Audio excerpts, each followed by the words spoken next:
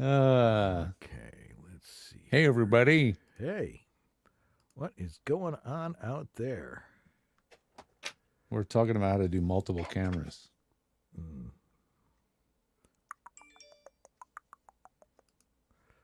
All right. You ever get a plastic thing from China that has the most bizarre chemical smell? That's I this don't buy thing a lot right of here. stuff from China. Well, what's that? It's the world's cheapest mic stand. It's literally all plastic. It came with something I bought, like a really cheap accessory. Yeah. But the smell of it is bizarre. It smells like fertilizer. Mm. Like the chemical part, not the poop part, but just like It's probably it's that smell of walking into a hardware store and you smell the fertilizer chemical yeah, that smell. Yeah. That's kind of what it smells like. Maybe it's made from fentanyl. Yeah. It's made from some weird, really cheap Chinese plastic that is clearly not food safe. I'll tell you that. Which few plastics are, except BPA. Okay. It's not BPA free. Right. I'll tell you that. What was I looking for? I think they added chemicals for smell. It has new car smell. Built right in. Let's see. Let me make sure I've done the proper embedding because I just did that a minute ago. Yep. The feed is embedded on our website. Oh, there it is.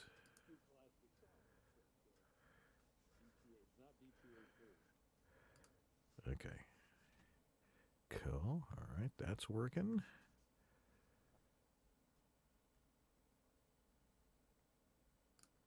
So I just need to see the chat in here.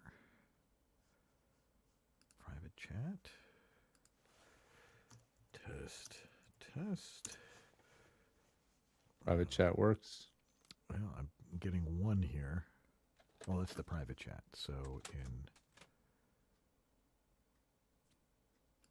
comments, there's already 12 people watching this show. So all right, the notification. You guys are diehards. We love you. Let's see here. Yeah, I love that people show up early and hang out and watch us do what we're doing right now, which is not that interesting, but I mean, the old days, they would watch us panicking. It's not working. Out. Where's the sound? Sorry, it's not as entertaining as it used to be.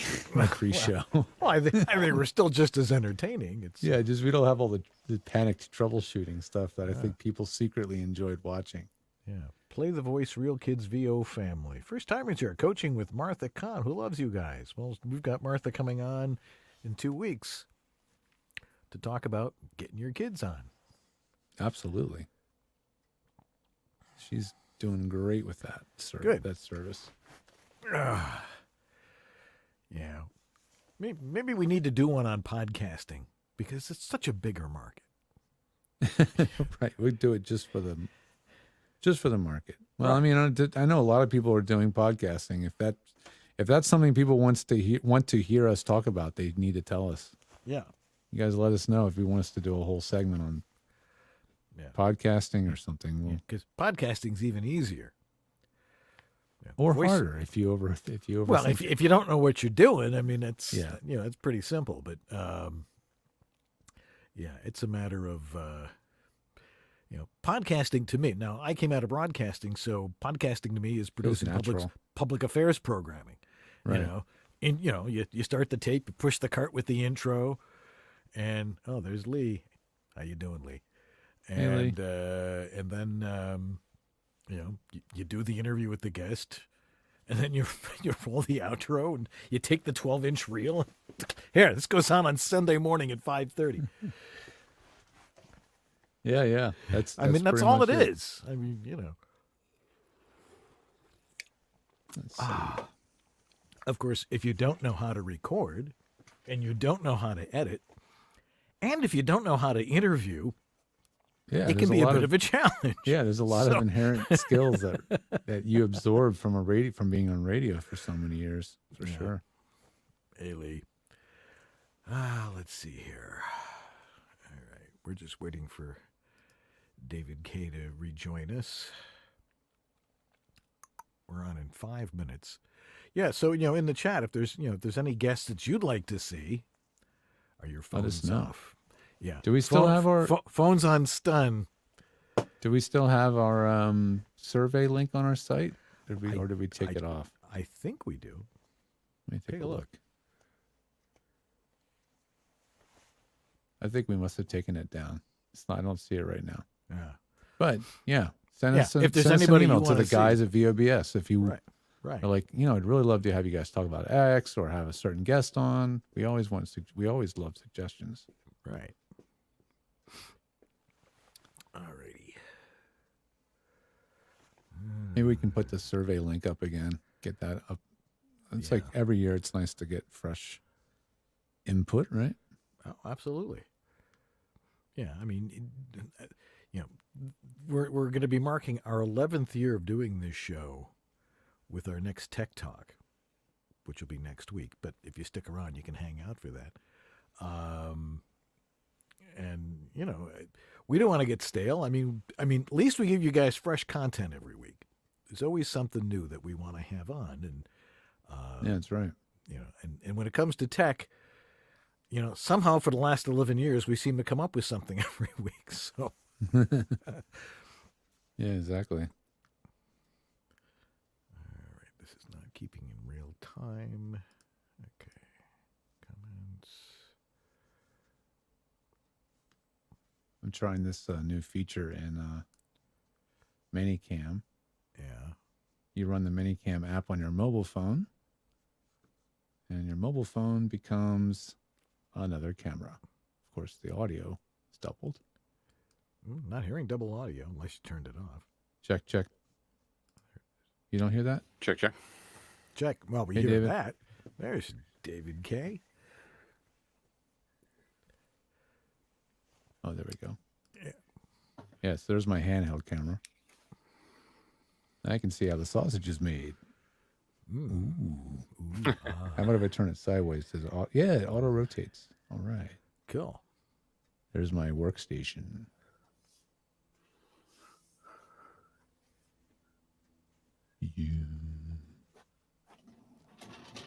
There's the pile of audio interfaces I'm playing with. There's the console for the Revelator that I'm complaining about that I can't get to work correctly. Have my spare hitting here, sitting here, just in case of an emergency. We all have multiple interfaces at all times. Yeah. Anyway, David, so I figured, we can talk a little bit about your career, a little bit about, screen acting, just a little bit about Megatron. We talk about the recent stuff is Eternals and Marvel stuff. Yeah. But that's probably more relevant. Right. But yeah, I mean, whatever, man. I don't care. Whatever. Yeah. I need to establish credibility, Whatever. I don't know what I'm doing. Yeah. Jesus. All right. And then we, of course, anybody wants to ask a question, David, you can throw it in our chat room, no matter where you are, whether you're on Facebook or you're on YouTube or not if you're watching the replay, because that doesn't help. We haven't figured out time shifting quite yet. Yeah, that's, we're working on it. I've got this machine in the backyard and we crank it up every now and again. Can I go back and try that again? How many auditions do we wish we had a time machine and we could go back and go, darn it, why didn't I do it that way? No kidding. Anyway, and then we'll see what people have to ask. And we'll be on in approximately 60 seconds. All right. So we'll do a cold open with the three of us, and then we'll come out. Cold. Yeah. Ooh, that was a cold open.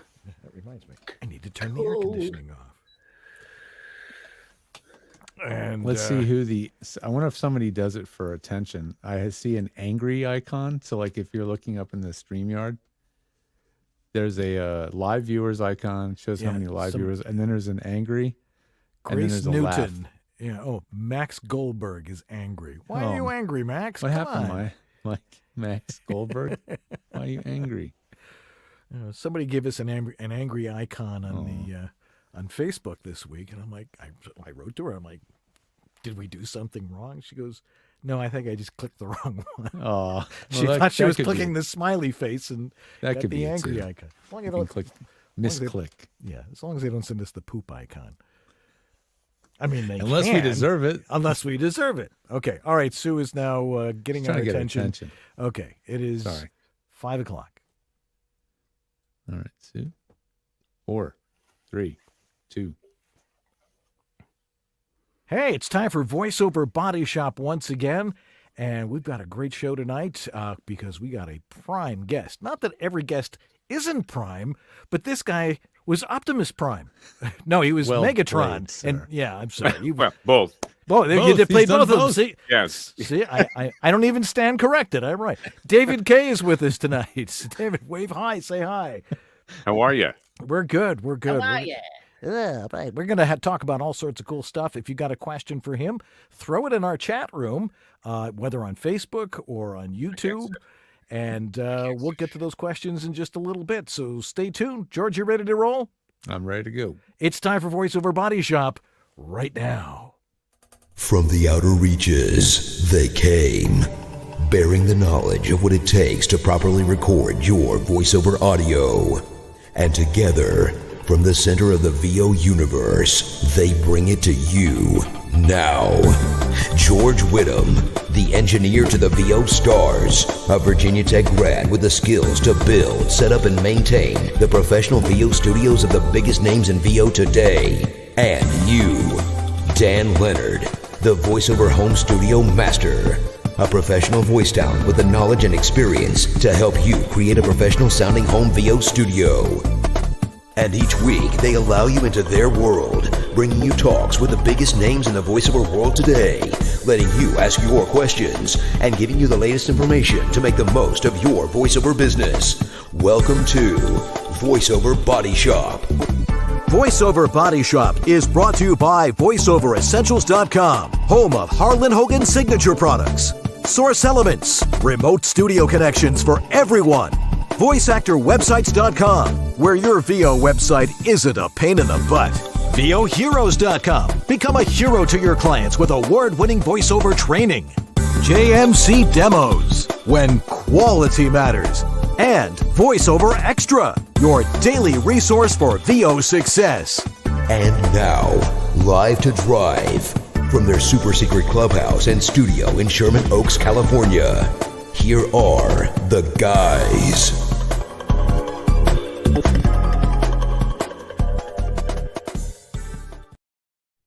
Well, hello there. I'm Dan Leonard, And I'm George Whittam. and this is VoiceOver Body Shop. or VO. BS.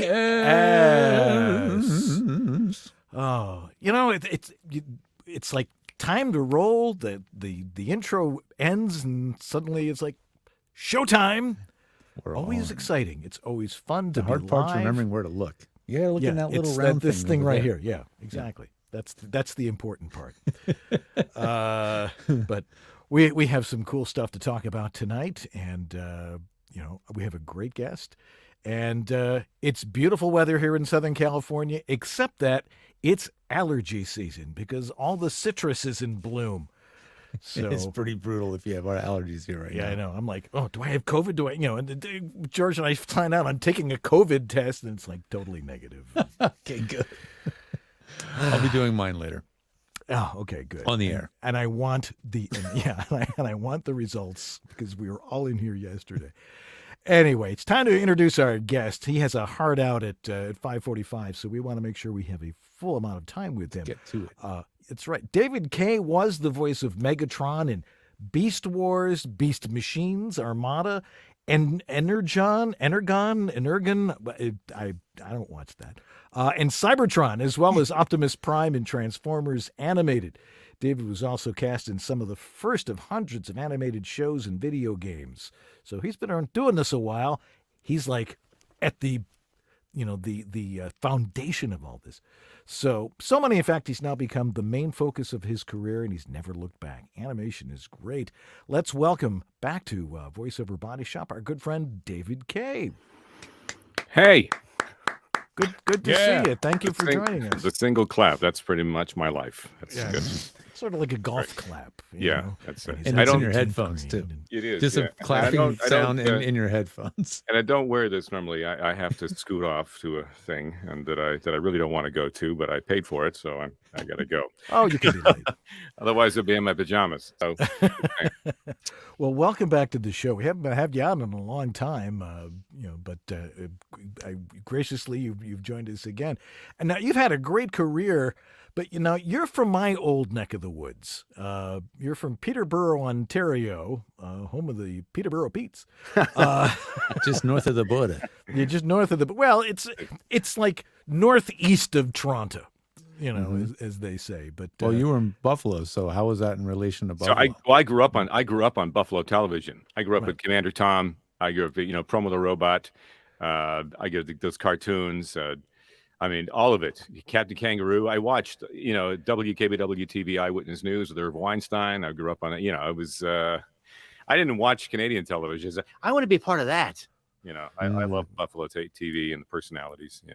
That's cool. Yeah, and the cool thing there was everybody had to rotate their antenna one way or the other. If I wanted to watch a hockey game on Hockey Night in Canada and listen to Bill Hewitt or Foster Hewitt, hello Canada, I would have to do that. Yeah, That's right. What was Canada broadcast like at that time that made Well, it was- American broadcaster Buffalo so intriguing? What was it like? Well, I was going to school for radio broadcasting and communications across the border from Ogdensburg, New York, and we used to listen to the WPXY, I think, all those stations up, and it just sounded bigger. And I found out later that they use level devils and compression and Yeah. and it just sounded like, why does it sound so cool and big and important? And then I would go to work when I was 17 or 18 years old, and it sounded like coming out of a tin box. And I got in trouble one night because Eddie Compton, Eddie Crompton, the engineer, was this guy, and God love it. He had a temper like. And it was like the third or fourth day on the night on the job, Saturday overnight, weekends, and didn't know what I was doing, and I was horrible. And I said, screw this. I was talking to my buddy on the phone, and there's a equalizer EQ in the transmitter, and I was in the studio, and I started bumping up the bass. Oh, don't touch that stuff. And at 2 a.m, I'm sitting there and just rocking out the AM signal, and I don't know what. And the door's like 2 a.m. Wham! And it said, "Don't you ever touch that? No, You don't touch." And I was like, holy shit, like a kid. I'm like a kid, and it's this adult coming and screaming at me 2 a.m. And so I didn't touch and it just drove me nuts. Why can't we sound big when important? So I didn't know the technicality of it all. I just wanted to sound better. Yeah. I had back then I had an ear like I did. I knew that something sucked and I didn't like it. How come they sound good?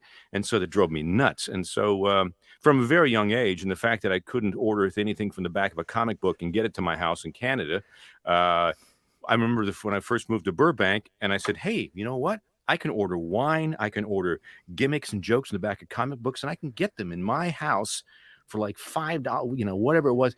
And all the radio stations sounded really cool. So anyway, that was just my goofy thing, in the It's business. cool to hear it from your perspective from Canada. Like you hear that. I mean, look, the radio was great, and CFTR in Toronto had great. Tom Records, Landecker was on there, and there's some amazing personalities in Toronto, and Well, we all know the talent in Canada is amazing. There's Yeah, so much Vancouver talent in radio Canada was- here.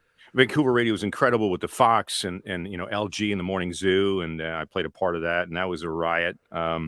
And so it was the basis that Danny, you and I talked. It was the basis, the foundation. My greatest memories of my life were from things of radio, like the ski team or the goofy stuff, trouble we used to Right. get in, all those radio stories, all the things. That was the greatest moments of my life came from that business. Yeah, it was fun. It was when you were young, didn't have a lot of responsibilities, and sometimes you could get the station van and drive around town in that. That was always great, Yeah, especially when it was parked in front of your house. the road pig we called it. Yeah. Yeah. Anyway, so how did you transist from there into doing strictly voiceover? You've also done some screen acting too.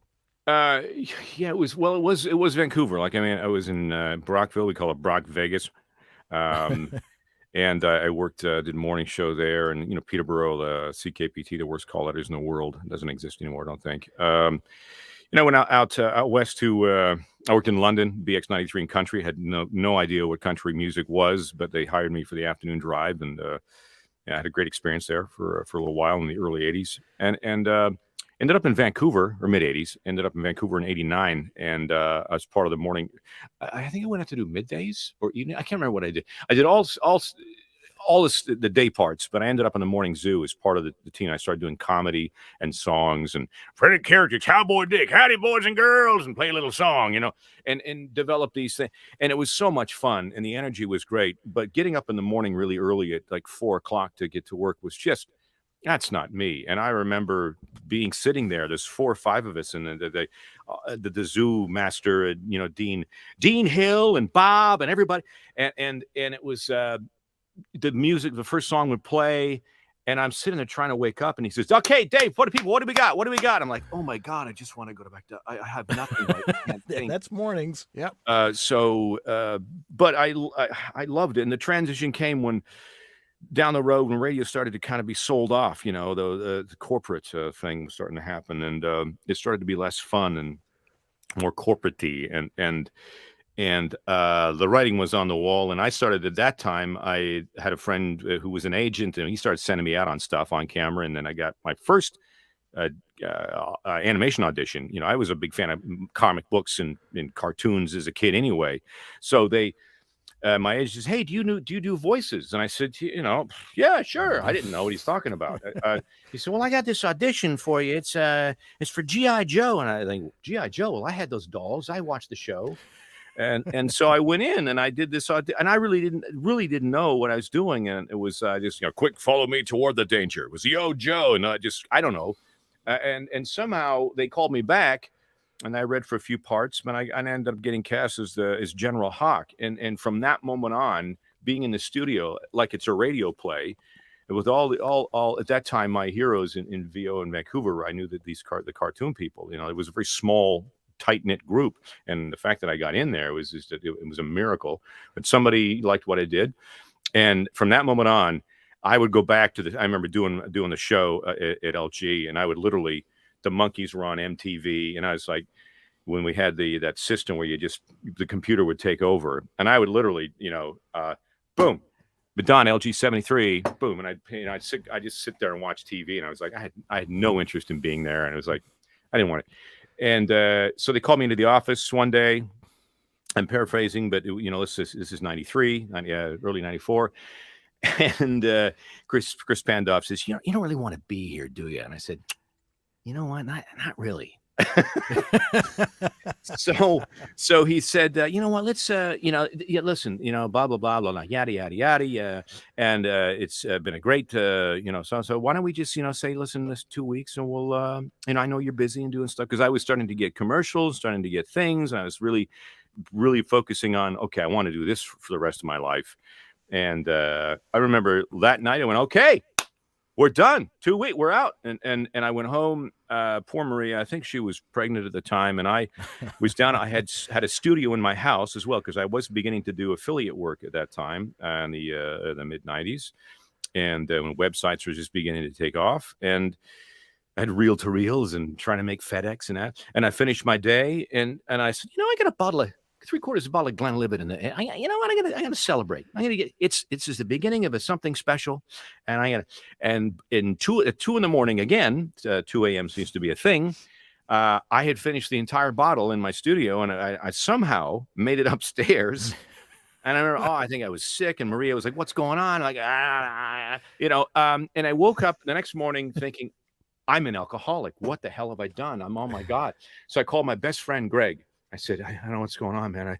I finished the bottle. He said, well, I think I'm an alcoholic. He says, do you do this all the time? I said, no, it's the first time I've done this.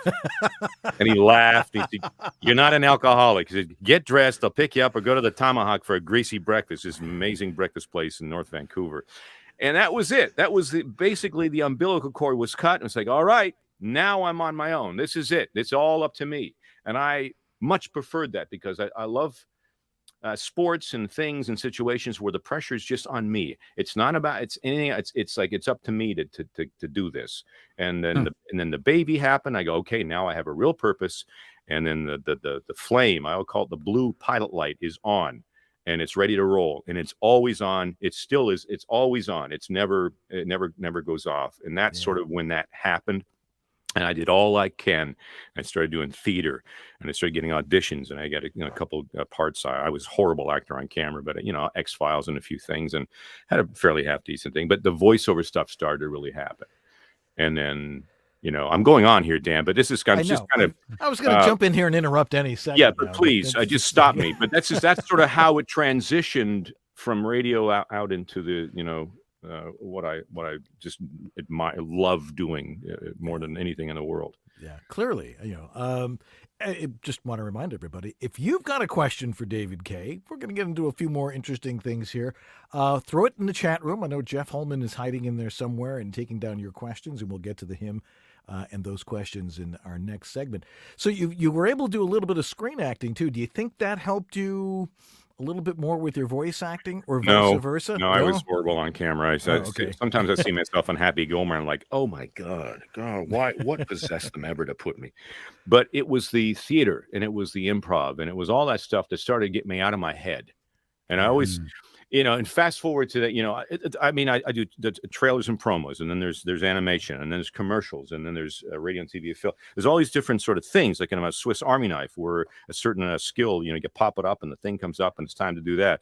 I learned that from improv and theater. And what was my point? I was going to make some brilliant, masterful point, and I've forgotten it. I'll remember it. But it was something I said, oh, yes, everything you do, everything has to be a living, breathing soul. The character has to exist. It has to have a heart and a soul and a laugh and a breath. And so that the more truth you can bring to anything you do, the more human you can. Even a promo, it's thinking of who you're talking to. And it's the old radio thing where, envisioning who it is listening. And I still see that. I still see exactly who I'm trying to communicate to. It's a very clear picture. And that helps me, bring the truth to the character. And it's and I play. It's like a game to me to try and to get to that point, because I was never satisfied with okay, good, mediocre. Oh, that's fine. I fucking hated that word. Oh, that's fine. I want to make. How do we make it excellent and great? How do I get to that point? So that's been my lifelong thing, and you never get there. It's a continual. It's you work at it, and I love the challenge, and every day's different. So yeah, well, you've had some great parts. I mean, we won't talk about this very long, but you got this role of Megatron and Optimus Prime with the Transformers. That was quite a franchise for a while, wasn't it? Yeah, I had no idea what we're getting into, but I just did a convention this weekend in Burbank, and there's thousands of people that still to this day I'm still being paid for this damn cartoon, and we did it in '94. The coolest, see, here's another thing, and it's awesome. I really didn't know, but for me as a kid, a 12-year-old boy, I got cast this past year in Eternals as Arishem, the thing. Now, I remember as a 12-year-old reading that comic, and it was a little-known Jack Kirby comic. And so for me personally, seeing that in the movie theater, like the hair on the back of my cup, I'm thinking, oh my God, because here I'm in my 50s, and I'm like, it's my childhood. This is how the hell did this happen? I don't know. I just don't ever grow up. Just to get up every morning and go, hey, it's a new day. And to be a new soul every day is important in this business too. No question. Yeah, my wife's the same way. It's like, when are you going to grow up? What are you going to do when you grow up? Never. We're doing it. George, what's Dan? What's oh my gosh, I'm drawing a blank here. I took a class with her when she's brilliant. She teaches trailer. Maurice Tobias. Yeah. So she's the one person who called me out because I took a class with my buddy with Howie. Remember Howie? Howie took a weekend workshop before he moved to Los Angeles, and I was down here. And I said, okay, I'll take a workshop. And it was promo, and I said, okay, I got to brush up and do some stuff. And she gave me some copy, and I'm thinking, okay, tonight it's an all new Elf, whatever. I don't know what I did. And then I thought, it was all right. And then she's standing there behind the glass looking at me, and she started staring in this silence. And I thought, she's going to say that, hey, that's a pretty good read. I guess you know what you're doing. But no, she doesn't do that. No. What she said, it's little did I know. But she said, you bore easily, don't you? And I'm thinking, oh my gosh. And I stopped and I said, holy shit. I said, that.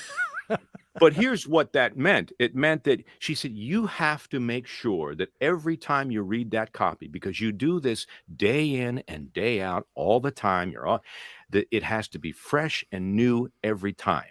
Can't call it in. You cannot do, you can't just, it has to be like as you're seeing it for the first time, because you have to entertain yourself. Yes, you don't know what we're going to say to each other from one second to the next. It has to be the same with that. It has to be brand new. And I went, oh my God, that was the best money I'd ever. That moment was, she nailed me. That's it. And I think I love her, and I haven't seen her forever. But that moment when, oh yes, of course. So, yeah. Of course, she told me my mustache has nothing to do with voiceover. So, well, your mustache has nothing to do with voiceover. It's exactly what she said. So, yeah. But she is a great coach. I mean, she's she really understands the psychology of it, and so she. Oh my gosh, she's just like she dug in there with a spoon. There's you. Exactly. I see Terry Briscoe says here, were there any effects on the Megatron voice? No. That was just, I'm kind of like my Optimus Prime character in TF Animated. Like, I'm naive and doing the best I can with the situation. I at that time, when the first audition for Megatron, I went in and I had all the stuff and I went, I don't know. And Doug Parker says, all right, what do you got? And I went, yes. And I did this thing and they called me back. And then I was sitting into the callback room and finally it hit me. Hey, what if I have Anthony Hopkins, Sean Connery, and a lizard? But what if they had a baby? And like, how would that work? And yes, excellent. And sort of put a bit of a lisp on it. And that's the scenes in further episodes. They did some stuff with the voice, but that was just how that happened. Yeah. Well, we can talk a little bit about your tech. So you said you what are you working on right now? I mean, you talked about the Eternals. I mean, I know you're a busy guy. It sounds like 24 hours a day you're sitting in that room. What you can tell us about this? Yeah, you haven't signed an NDA for. There's a couple of again, those are great. They're primetime shows, and they're very funny, irreverent. I can't tell you, but my God, it's so cathartic to be able to laugh these days. Let's see. God, I don't know. There's a couple of video games that are just coming out. There's a lot of trailers. The current trailer campaign I'm working on is this new Harry Potter movie, The Fantastic Beasts, and it's a bit of it's sort of a character read. They had me at the beginning. It was very sort of fanciful, wizard-like read, but they wanted pull that back and make it more of a traditional trailer, but still have a bit of, ride that wizard a little bit, Where did trailers fall? What trailers? I mean, I've worked with David. I work with you and so many other actors, and I hear them. Some of them, like, I'm still trying to crack this trailer thing. Years and years and years. I'm still trying. I'm finally getting. It's been 10 years. 10 years of just scratching a lot of stuff. Maybe more. Probably 10 to 15 years. But scratching now is like. It's kind of like an audition, but not. Yeah, they want now's the point now where they're asking more and more. Can you get David on this? Can we have David? And so it just takes a long time. And it's my favorite thing in the world, Dan, as well, George, is to do trailer. I love, as a kid, I was enamored by the voice that used to come on in the movie theater. Coming this April, it's a brand new Monsters, and those guys that did that. And Don was a friend of mine and a mentor, and I just thought, it's a pinnacle, and there's a way to do it, and there's a way. Sell it, but don't sell it. I always says my thing. But just trying to find the read, because I'm kind of one of these cats. I'm all over the place, and Ashton, who I just adore, the read is just like, oh my God, and Howard Parker, and you hear them. I'm kind of like all over the map, and so I have to really try and hone in on something, whatever style it is. I don't know. I'm trying to explain myself. I can't sound like I'm putting on a voice. You know what I mean? And I think the first, the Clint Eastwood movie, Richard, about the bomb. In Atlanta at the Olympics, the bomb went off. Richard, what was his name? What was the movie? I can't remember. But I know what you're talking about. But Warner Brothers hired me. No, not Casey. Richard so-and-so. And I started just talking like this. I just started getting close to the mic, and, a Warner Brothers picture, Clint Eastwood. And I didn't do anything. Right. And they hired me, and they put me on a Ben Affleck movie. And I went, oh, there's something I can hang my hat. It's because it's just me. It's just me doing nothing. And then it took me so many years to not do anything. And that's what they hired me for, is me doing nothing. Like Seinfeld. It's exactly, I'm doing nothing. That's all I'm doing. What I have to do, I just do nothing and they pay me? Perfect. It took me like 25 years to just do nothing. And it's just developing a style. The Harry Potter thing is this April. It's more, I don't know. It's more of a character, but it has to, I don't really know. Again, at the beginning, I told you, I said, I really don't know what I'm doing. It's sort of, I talk and hope something happens. How's that? Richard Jewell. Thank you, Daryl. Richard Jewell, yes. Yeah, yes. Richard Jewell. That's all I did was say, Richard Jewell in theaters Friday. It was all I needed to do. And they went, yeah, we like that. I go, damn. Okay, so, yeah, it's hard to sort of just sort of think of like what I'm doing technically, but I enjoy the hunt, the process, and to try and, like I said, to try and create something that's believable and has a heart and a soul, and I don't think about anything else except that. It's like when I ski or I'm in the gym, I think about one thing only, and it's just that when I have a clear mind, I can kind of, if I'm trying too hard, I can tell. If I'm trying to the read too hard, No, I need to just stop and come back and just do nothing. Richard Jewell. That's it. So, I don't know. Does that make sense? It does a little bit. Well, yeah. We totally understand it. It's you've just got to let go and be you. Yeah, basically, yes. Be you. And for many years, I was just trying to be other people. Yeah.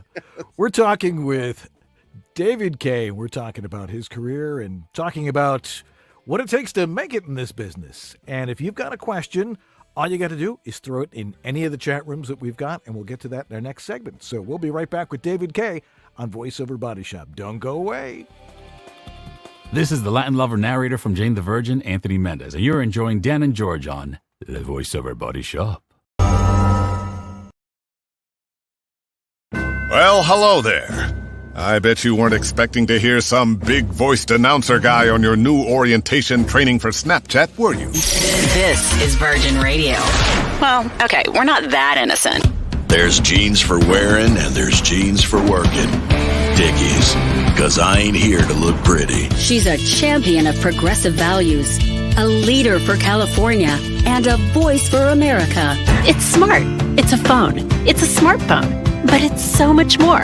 The files are ready. Don't forget to pick up the eggs. What time is hockey practice? Check out this song. It's the end of the road for Rick. It's just you and me, Rick. When hope is lost. The i8 from BMW. Who said saving the planet couldn't be stylish? Hey, it's J. Michael Collins. Bet you think I'm going to try and sell you a demo now, huh? I think they speak for themselves. But I will give you my email. It's jmichael@jmcvoiceover.com. Now, if Dan will stop waxing his mustache for a minute, we'll get back to the show. VoiceOverEssentials.com has the ultimate answer for mic safety.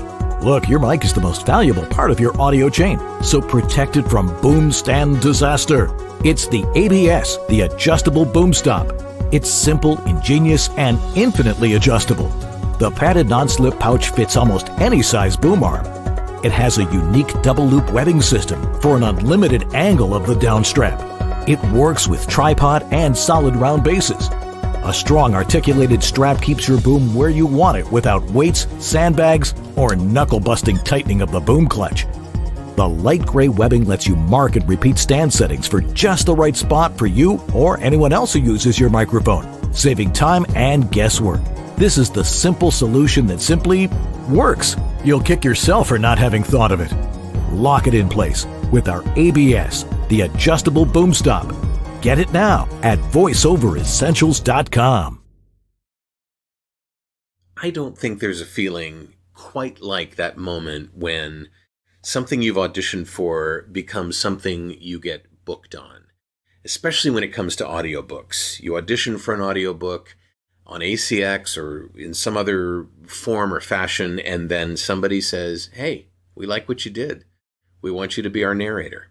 If that isn't a feeling that you've had lately because either you haven't figured out how to do audiobooks or because the efforts that you put toward audiobooks just don't seem to be working, I've got a solution for you. Let's start with some free videos and then, if you want, registering for the ACX Masterclass. I'm David H. Lawrence XVII. Along with Dan O'Day, I teach that class, and you can get to those free videos and to registration if you'd like at acxmasterclass.com/join. That's acxmasterclass.com/join. I'd love to help you get there. This is Bill Ratner, and you're enjoying VoiceOver Body Shop with Dan Leonard and George Whittam. VOBS.TV.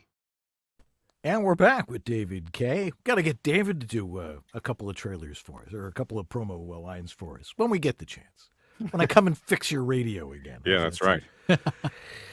Anyway, so let's talk a little bit about tech. And again, if you've got a question out there for David Kaye, throw it in the chat room, talking about anything that, you might want to ask him about, the stuff that he does. So, George, this is sort of your department. David, what do you have in there? You got a really expensive microphone, and you're in a new place. And tell us about what technically you're using in there. Technically, gosh, thank God for George, by the way. We'll let him explain it then. I was using years ago U67s. I just fell in love with them. It's the resonance, and they were a microphone that they use for baritone sax, basically. But a lot of the animation shows around earlier when I was in Vancouver was the U87s were there. Sometimes the TLMs. This mic is a Peluso P67 because we were having trouble with the U67s and the fact that we would, the mic would be at Charlie Bowles' half the time being fixed. They're wonderful sounding. They're just delightful mics. I just love them, but they're problematic in the fact that tubes and things, and George, and you get a little fitzing and fuzzing and things happen. You're like, oh my God, so we tried to find a mic that would is closely possible emulate and be that sound. There's a sound that I like to hear, that roll off, or that and I'm a professional, so I said I want the best tools, and so let's find the best mic. And I just love these. It's made here. Is it Connecticut, George? Made in I think it's Virginia, actually. Virginia, yeah. And I just oh my God, I love these things. I have one in a place in Kelowna that this one here. But if I'm on the road, I use the standard Sennheiser shotgun because 416. I use that in the car. I use that in the tri-booth. But I take this as much as possible with me if I'm going to be at somewhere a longer period of time. Because I go from like in a world, quietly to screaming, and things it has to handle all that stuff, and I don't want to have any issues. And with that, so the Apollo Twin here that George has set up, and we're going through Allen and Heath, right, George? And yeah, it's not running the way a lot of people would think it's running. It's not going mic twin, Apollo Twin mixer. Yeah, it's actually going straight from the mic into the mixer directly into channel 1, and we're using the built-in compressor on the Allen and Heath and it's an amazing compressor. It's slightly. It's just a slight compression. A lot of video games and a lot of animation that I'll just take it off. Take the gain out, just turn it off entirely. Yeah, and it's just, but it gives it just a little bit of, I don't use too much at all. That was my thing to use. I want it clean. And we were using the Apollo for a while. It might still be, I can't remember, but we were using it as the interface, but we were also using it as the expander. We were using it to just drop down the noise floor a little bit. Because there's this fan in that rack that's in there that was always... Oh, there's no fan in here anymore. We unplugged it. We unplugged the fan. Because we don't need, there's stuff in here. We really don't need stuff in here we don't even need and don't even use. I have like the LA3A. Well, in Cologne, in Canada, we have there's a bit of a fan. There's a noise sort of that comes from the building or whatever. Yes. And so we had to put that gate in. Yeah. And not too many people, there's very, very few people ever even hear, that can sort of hear. But, it's just it's a comfort level too. I need to, and I'm very, very particular about how I feel in here because this needs to be this creative space. I don't want any I don't want anything that I don't feel like. No, I don't. What's that? I'll move things on my desk because I just don't. It needs to be a certain way. I'm kind of nuts like that. But I've been doing it for 30, 35 years, going on 40, whatever it is, and that's just the way I am. I'm an idiot. Yeah, you've got this thing where George was showing me where you have a volume control for your headphones that you play with constantly. Guess where that? I don't usually animation. It's off. Everything's off. I don't. Right. But I usually one ear's off because I need to hear the natural sound and I need to sort of monitor some characters and some things I need to hear. And it's an old radio thing, Dan. It's like it was the pots. I needed to have a pot. Yeah. I ride the level because when you're in radio, you turn the music up and 75 degrees downtown. Oh, have it. And you're moving the dial off and you can hear the roll off and it just sounds kind of trying to hit the post. It's an old habit. And sometimes I use it, sometimes I don't, but it needs to be there because it's my little, what do you call it? An idiosyncrasy, George? Idiosyncrasy. Sometimes it's like a blanket. Yeah, it's like a Linus blanket. It's a Linus blanket. A security blanket. Yeah. Security blanket. It's part of your technique. It's just it's a proprietary technique. You don't know. However it happens. There's a couple of questions here. Terry Briscoe said, "You ever done a trailer for the production you were actually in?" Yes, Eternals. I did the UK trailers for the Eternals, and I was in the movie, which is weird. Who else says optic internet? Oh yeah, fiber optic. Do we have? Yeah, we have fiber optic here, right, George? Yeah. I think so. Just bad cell coverage, I might note. Cell coverage out front sucks. I'm trying to get to your house, and you give me the wrong address. I'm like, what? Yeah, the phone doesn't work. I don't know what's going on. We got a question here from Play the Voice. It goes, what's the best way to stand out in auditions in a good way? Which I think is a great question for you because you were talking about, you started auditioning and you started to book. What is it do you think that you're doing that gets you there? Oh gosh, it is that realism, I guess, but that didn't come till later, till I really sort of Cam and Nist, one of my great agents would say, DK, you got to connect it more. And I go, what do you connect it? What the fuck does that mean? Connect. And then years later I go, oh, right. Connect, like ground it. Like it's a human soul, heart, real. Okay. I don't know. It's a feel when you see some copy, when you see a character, or you see a commercial. It's just the believability of it. I don't know. Gosh, I wish I had an answer because if it's written well, I love when a piece of copy is written well. We've all had those piece of copy that you just like. It's like the cogs in the wheel just don't. It's not working. It's horrible. And then when copy is written well, you're like, wow, this is fun. You can kind of dig into it. It's being able to, I don't know. I'm trying to, an example of NFL, Fox Sports, they have amazing writers, and the NFL guys they write some amazing copy, and even NASCAR, and so they're just great writers over there, that team, and it's storytelling at its base, and to be able to tell a story.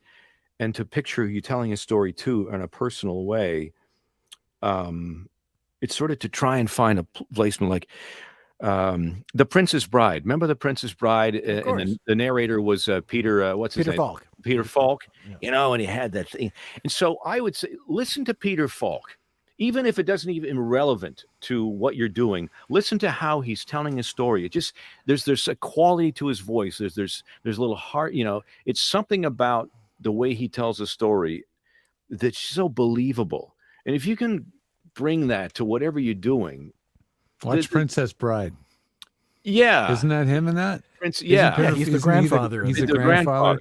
Yeah. Narrates the whole story.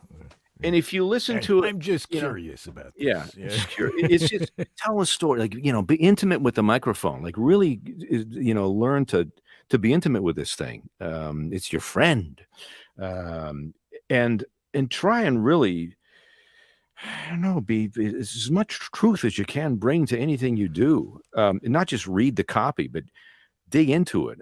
I don't know how to explain that. It just sort of took me so damn long to figure it. It's like, you know, it took me so long to get good at skiing and to get good at tennis and squash, and I forgot the blood, sweat, and tears it took just to get to the point where I'm, you know, that they still hire me. It's I don't know. I'm not much help. I was going to say, this is not helpful. This is not helpful. I'm a horrible coach. That's why they don't have me to these voiceover things, because I don't know how do I explain this. It just oozes out of you. It's a show about nothing. No, here's an exercise I do, and I taught a couple of times, and it's an acting teacher gave me this exercise, and she's brilliant. Shay Hampton, back in Vancouver. She used to give us cold reads, and there used to be a scene, and the two actors sit across from each other, and we'd stare at each other, and that's uncomfortable to do. We'd stare at each other. You just look at them. You look at right in the eyes. It's tough to do, to connect. That's the connection. If you can sit there, and then when you kind of both feel like you're ready, maybe one starts to laugh a bit, and they're like, that's a true emotion. So at that point, you turn the copy over and you start. And if you're in the middle of a laugh, you're like, why did you do that to me? And so, oh my God, there's a real moment. And then so the person turns over his and delivers their line. And because we don't know what we're going to say to each other. Like Maurice Tobias said, you know, you bore easily. You got to make it every time you do it. It's got to be different. It's got to be the first time you've ever seen it, the first conversation you've ever had. If you can bring that into anything you do, that's a freshness and that's what's the word again? See, I'm shy of words. I'm not very good at words. I should find a career that doesn't use words. That sort of defeats the purpose, though. Where somebody else writes them for you, maybe, perhaps? Is that what you're looking for? Yeah, I guess. If somebody says Terry said do a script analysis, no, you know what? And this is gonna shock you. No, and here's the reason I don't. It used to drive me nuts. I'd go in we used to go in person and do auditions. We used to somebody in the room going. Walking around, and I go, oh, shut up, stop talking, and I have to go out of the room. I'm hearing these people nattering. Sometimes it's good, just like the cold read. Roll the mic, roll the file, and start talking, and see if anything happens. Sometimes magic happens because it's the first time you're seeing it. You don't have chance to kind of mark it and do it up. Now, some people mark it and do it. That's their thing. My thing is, I want to get into it right away and see if anything happens.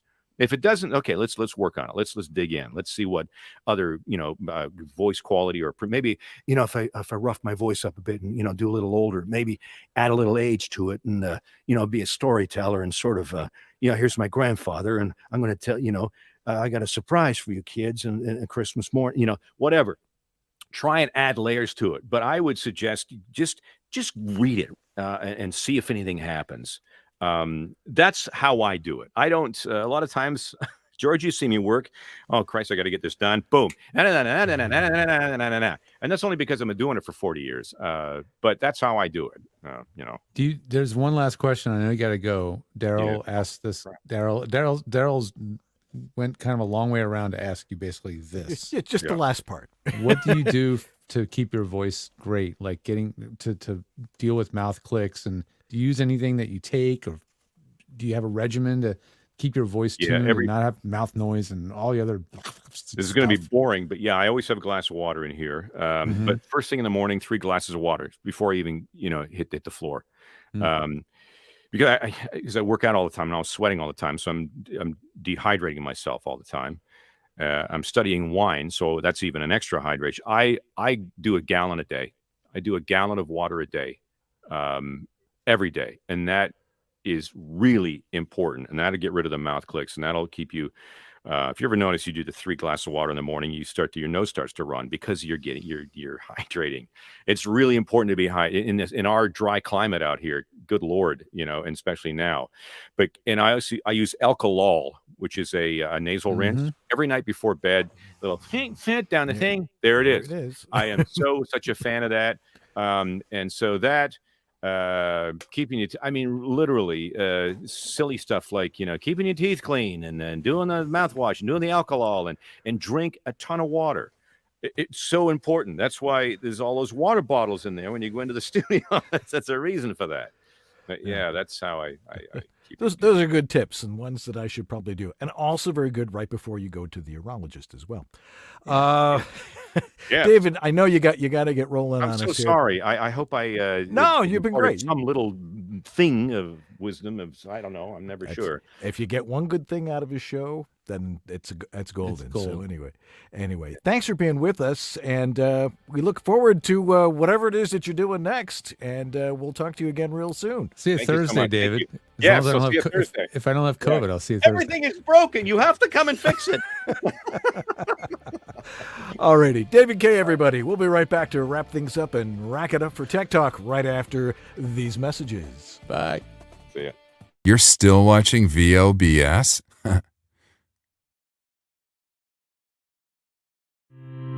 In these modern times, every business needs a website. When you need a website for your voice acting business, there's only one place to go. Like the name says, voiceactorwebsites.com. Their experience in this niche webmaster market gives them the ability to quickly and easily get you from concept to live online in a much shorter time. When you contact voiceactorwebsites.com, their team of experts and designers really get to know you and what your needs are. They work with you to highlight what you do. Then they create an easily navigable website for your potential clients to get the big picture of who you are and how your voice is the one for them. Plus, VoiceActorWebsites.com has other great resources, like their practice script library and other resources to help your voiceover career flourish. Don't try it yourself. Go with the pros. VoiceActorWebsites.com, where your VO website shouldn't be a pain in the you-know-what. It's time to thank Source Elements because they keep sending us money to talk about Source Connect. We appreciate that. And Source Connect is a tool of the pros. It's really the one that is still requested by the biggest budget gigs out there. It's the one that the studio producers like to use because the audio comes right into the track in Pro Tools. They can immediately play it back for the client. The mix is being done during the session. That's what they like. And that kind of workflow is a key to why Source Connect is so popular. It's also so great because it maintains super high quality audio consistently. Now, occasionally you can have dropouts in Source Connect. It does happen. But that's okay because it also has its own built-in backup audio called Cue Manager. Now, it just does it automatically. As long as Cue Manager is logged in and the producer's on Source Connect Pro, he can get that audio. And it is a remarkable function of being able to automatically restore missed audio or dropped audio due to internet issues. It's just all built in. And as an actor, you don't have to worry about how that works. It's all being done on the back end by the server and by the producer. Really great stuff. Anyway, get it on your system if you want to be available for the big jobs. It's just a tool you have to have, but you also have to have the studio to go with it. Everything, it's a complete package. You have to have all of those elements working. So go get a demo, go to Source Elements, get their 15-day trial so you can start learning how to use it. Talk to Dan and I, make sure your studio sounds the way it needs to sound so you're ready to go, and start being a pro. I can't say it any other way. It's one of those things. Yeah, does every job need it? No, but it really shows up on your resume, your website, whatever, as saying, I'm really taking this stuff seriously. I know I want to do those big gigs, and I'm here for you. Anyway, Source Connect. Thanks again, Source Elements. And we'll be back to wrap it up in a second. Yeah, hi, this is Carlos Alazraki, the voice of Rocco, and you're watching Voiceover Body Shop. Wow. Now, see, that was... He thinks he's not saying anything, but he was... David Kaye was demonstrating to us for 45 minutes what it is he does. You know, it's very flow of thought, and it's a cool way to approach the business, I guess. It's also really cool that he has a space that he can be on the show in his actual performance space. We can hear him in front of his actual microphone. You can see this. That's exactly where he is when he does his thing. He forgot to turn on his light panel. He has an LED panel I put in there. Yeah, but it was still fine. Yeah, no, it was always a pleasure. A good example of mic technique. If you were watching the video, which we'll talk about in Tech Talk next week. But it's important to understand, this guy is very, very. It's like a paintbrush, and you got to learn how to use it. And when do you talk close to it, and when do you back off, and that sort of thing. So. Andrew Peters, who does a podcast with me, he's like, I want to make a pop screen with an ear on it because I think of that thing as like an ear. Right. That microphone is an ear, like. It changes the way I think about how I address the microphone. Absolutely. Do you always talk into somebody's ear all the time? No, you don't always talk into their ear. Yeah. Anyway, next week on this very show, you should be here. And you can stick around if you're watching live, and you can participate live, and we'd love to have your questions. We're going to have Tech Talk number 75, which will actually mark the 11th year of George and I actually doing this. Believe it or don't. So that's going to be interesting. We got lots of cool stuff to talk about on that. Who are our donors of the week? I think we have some familiar names. It's they great. Usually are, and we folks, appreciate it. Yeah, and all these folks are subscribers. So these names we read all the time. And first on the list here is Philip Sapir, Tom Pinto, Shelley Avellino, George Whittam, your dad, Brian Page, Patty Gibbons, Rob Ryder, Greg Thomas. Thanks, Greg. A Dr. Voice, Antland Productions, Shauna Pennington Baird, Martha Kahn, who will be with us in 2 weeks. Awesome. Don Griffith, Trey Mosley, hey Trey, Diana Birdsall, and Sandra Manwiller. If you want to donate to the show, if you feel you're getting value out of this, it's like public television or public radio. Over there somewhere. There's a donate button there on the website if you're watching over there. Join up, and $1 a month, $10 a month. You can send us 100, and we won't complain. But it's not absolutely necessary. We got to start coming up with gifts for our donors again. Maybe. A handbag. Anybody need any more tote bags by chance? Tote bags. Yikes. Or another coffee cup. That's right.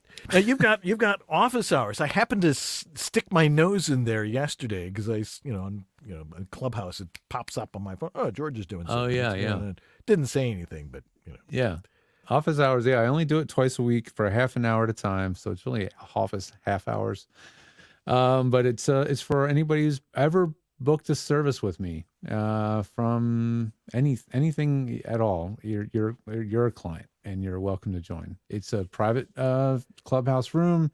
You can just go on there and request to join it. And if you're a client, I'll let you in. And it's pretty free form, just talking a little bit like we do on the show, but it's really more about getting through tech questions really quickly. Sometimes people have things that are pressing that, the timing works out great and I can answer them. This morning I was answering questions for Lori Allen about her computer and what the new one she should buy is and all this kind of stuff. So yeah, the new thing that we're doing. Cool. Well, we need to thank our sponsors as well, because without them, this would just be a blank page. Anyway. It would be a dial tone. Remember dial tones? Wait, it's a two landline tones, anymore. Right? It's two tones that make a dial tone, right? A higher and a lower one. Right. You do the higher one, I'll do a lower one. That's not quite right. That doesn't sound anywhere near correct.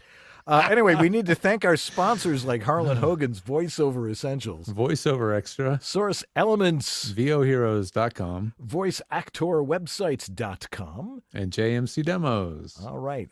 Thanks to Jeff Holman for holding the fort down in the chat room and getting those I questions. saw him to on us. a commercial for a show on HBO Max called Minx. Oh, that's right. He's on another one. It was just an ad popped. I don't even have HBO Max, but I saw the ad and it was like one of those Hey, there's ads where they Jeff. show the different characters. I'm like, there he is. That's cool. Yeah. Our thanks to Sue Merlino, our amazing technical director who just switches the shots and does all the things, and she does it from her desk in Burbank. Not even here. We'll get together soon. Technology. Yes. And Lee Penny, who we know is watching out there just for being Lee Penny.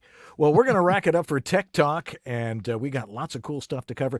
If you have a question about voiceover studio technology, microphones and all the equipment that we use that, most of it that we probably shouldn't be using, throw those in the chat room and we will get to those questions because that's one of the things that drives our show and we really appreciate it.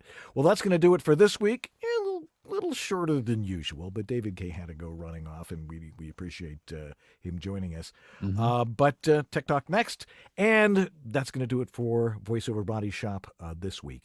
Not an easy business. There's a lot to learn, and you got to find out who you are.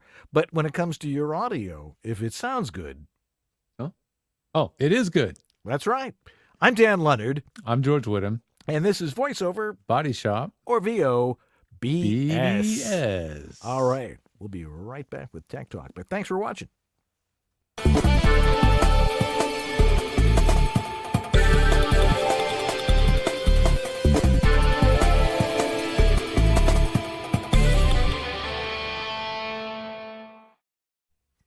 That's how it's done.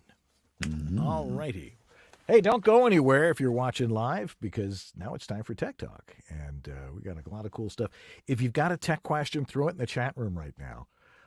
And we will get to it in the second segment of our show. And George, you got a lot of stuff to talk about, and we'll get to those in just a couple of minutes.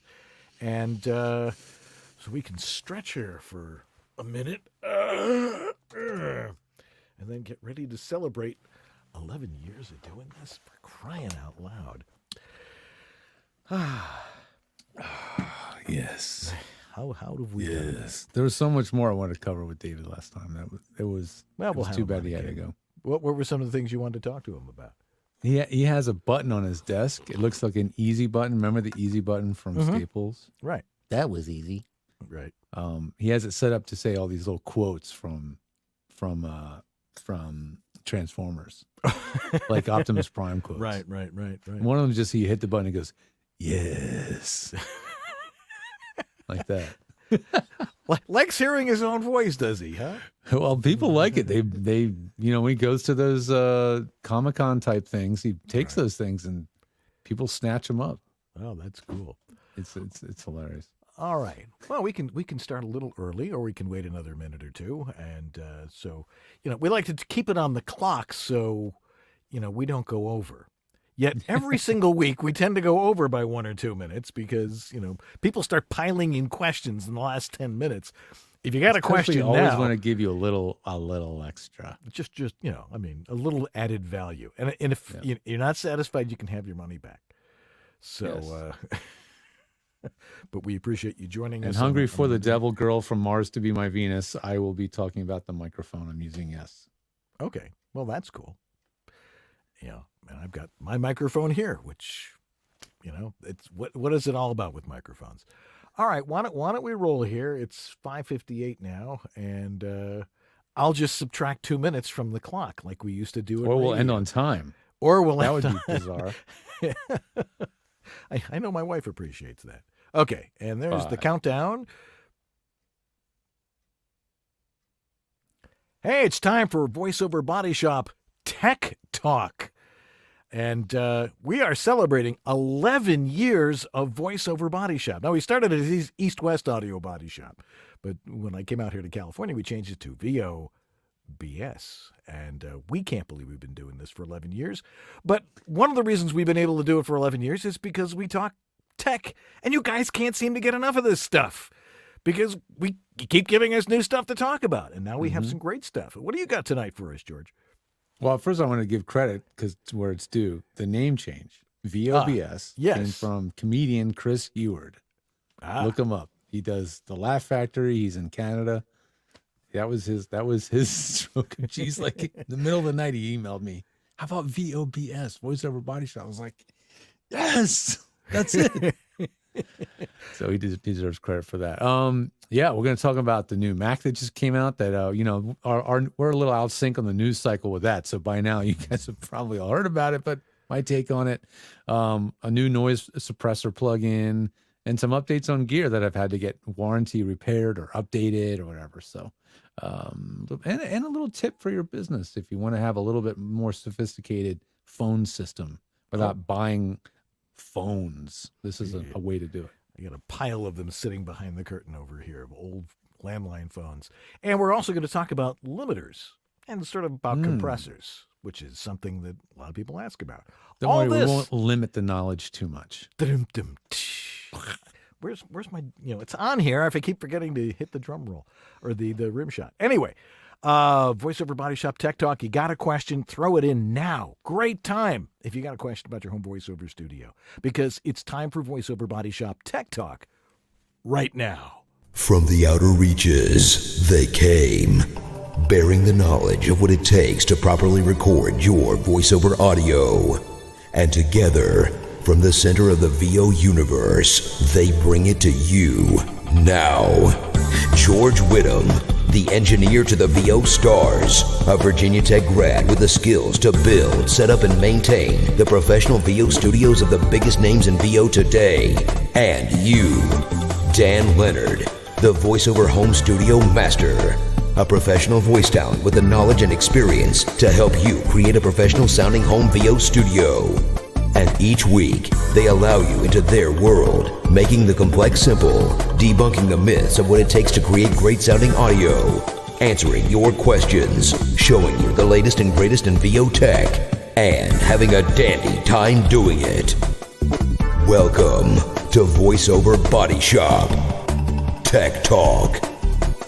VoiceOver Body Shop Tech Talk is brought to you by VoiceOverEssentials.com, home of Harlan Hogan signature products, Source Elements, remote studio connections for everyone, VoiceActorWebsites.com, where your VO website isn't a pain in the butt, VOHeroes.com, become a hero to your clients with award-winning voiceover training, J. Michael Collins Demos, when quality matters, and VoiceOver Extra, your daily resource for VO success.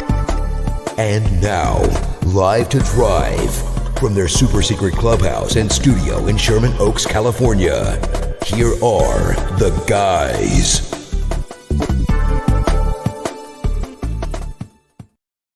Well, hello there. I'm Dan Leonard. And I'm George Whittam. And this is VoiceOver Body Shop or VO BS. Tech Talk. Tech Talk. Tech Talk. Tech Talk. 11 years we've been doing this, Jorge. And it's unbelievable. It's been worth it. Oh, everybody knows who we are, for crying out loud. It's different. Technology in voiceover is just really, really hard for a lot of people. And we were talking about this before the show, that people go to coaches and they learn how to be a voice actor or something. Nobody teaches them how to do the recording stuff, despite the fact that that's how it is we can do what we can do from our home studios. Now more than ever. Exactly. There's more and more demands on you as voice actors to know the engineering side. That's right. But it's not really engineering. It's the important stuff is to know the basics. And if you can get away with the basics, that we talk about all the time about acoustics and mic technique and setting your levels properly, which, we'll get into a little bit tonight. That's really the key to having your audio sound what it's supposed to sound like. Mm-hmm. Whistle. And there's a way it's supposed to sound. And when George and I get stuff and we listen to your audio, what does it take? 5 seconds, And we know what's going on in your studio. We know the acoustics in there. We know your mic technique. We know your levels because we look at them and go, "Where's my loop? I can take a look at the waveforms in there." And we're here to teach you about it. And we do it professionally. We give you lots of tips here on the show, and and that's important. We answer your questions. But if you're really trying to learn it from the ground up, or if you're an established professional, and you're doing well, and you say you have a technical crisis, something's not working, or if you just want to learn a little bit more, you're looking at the two guys that can do this. We do it professionally. We're easy to get a hold of. Well, at least I'm easy to get a hold of. You're everywhere these days, but you've got a system for making sure that people are covered if they've got a technical emergency. And if they want to work with you, tell them a little bit about what you do and where they go. They go over to GeorgeThe.tech, and that's our home on the web. It's kind of a messy website. We're working on it. We are in the process of literally at this moment designing an entirely new interface for the site to make it easier to book services and find what you need. But the key thing on there is really consulting and support. That is where most of you need to start. Just get a 30-minute session with me. We're going to cover huge amounts of ground in 30 minutes and get you off on the right foot, no matter what your needs are. But if you have more specific needs than that, from just a sound check to designing a studio, your dream studio, or should I build a studio or should I buy an ISO booth prefabric? We have those conversations every week, and that's all part of the deal over at GeorgeThe.tech. And, well, Dan does a lot of that stuff too. And he does it over at homevoiceoverstudio.com. Oh, there it is. Okay, good. Yeah. I'm a full-time voice actor. My approach is from the perspective of being a voice actor. The engineering I try to keep simple because you really don't want to be an audio engineer. There are a lot of people out there that are, we'll call them audio geeks. And they're like, oh man, I got this thing and I got this mic and I got this, which has nothing to do with voiceover. Is one mic better than another? Some mics might be more sensitive. There's all those sorts of things. But what I do is I teach the basics. If you really don't understand it, if you're like flailing in the dark or are intimidated by it, you can talk to me and I will talk you through it to whereas when I'm done with you after an hour, hour and a half, you're going to go, oh, well, that was easy. Now I understand it, and now I'm not intimidated by it. And that's, that makes me very happy as a teacher to get people to understand that. Plus, if you want to have your audio analyzed, you got your setup, you got your mic, you have your interface, you have your booth, your closet, your backyard, wherever it is you're recording, and you can send that to me on the Specimen Collection Cup. Which you'll find currently at the bottom of my homepage. Within a couple of weeks, it will be at the top of my homepage.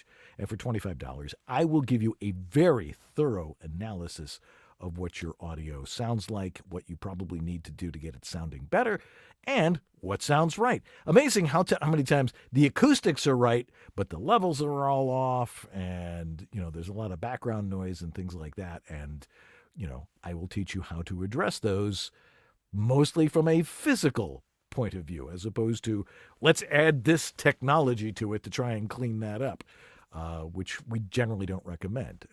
Always best to get it right up front, which saves you a lot of time on the back end. So check those things out. I'll be happy to hear from you. Anyway, we got time for all sorts of stuff. We're going to get to your questions in just a little bit, but George has all this stuff that he has been compiling all week because he's had nothing better to do. Except find stuff on the internet. What do you got this week? Well, by now, whether you want to or not, there is a new Mac. And just a little bigger than the Mini. A lot of you are Windows users. We know that, and we know we have a lot of discussions on the pros and cons of one over the other. And there's never been more reasons to not use Windows for audio production because man, why is there glitches and clicks and pops? Why does my audio never go above -6 dB? I can't make it louder. on and on. All these things that plague Windows systems because they just weren't designed for audio production. The drivers are convoluted. There's multiple versions. There's inconsistencies from one thing to the next. There's updates that come every Tuesday morning without being able to stop them. There's just so many things that are just moving targets. Well, I mean, as if the Mac M1 systems that Dan and I are now using, and a lot of you guys are now, if those weren't powerful enough and amazing enough, well, they said, hold my beer over at Apple, and they came out with... Or hold my apple. Hold my apple. They came out with this thing. It is a big, fat, chunky Mac Mini. Jeez. as Leo Laporte calls it, the fat boy. It's opposed basically to the little boy. Yeah. It's so clearly it's a Mac Mini that's been stretched vertically.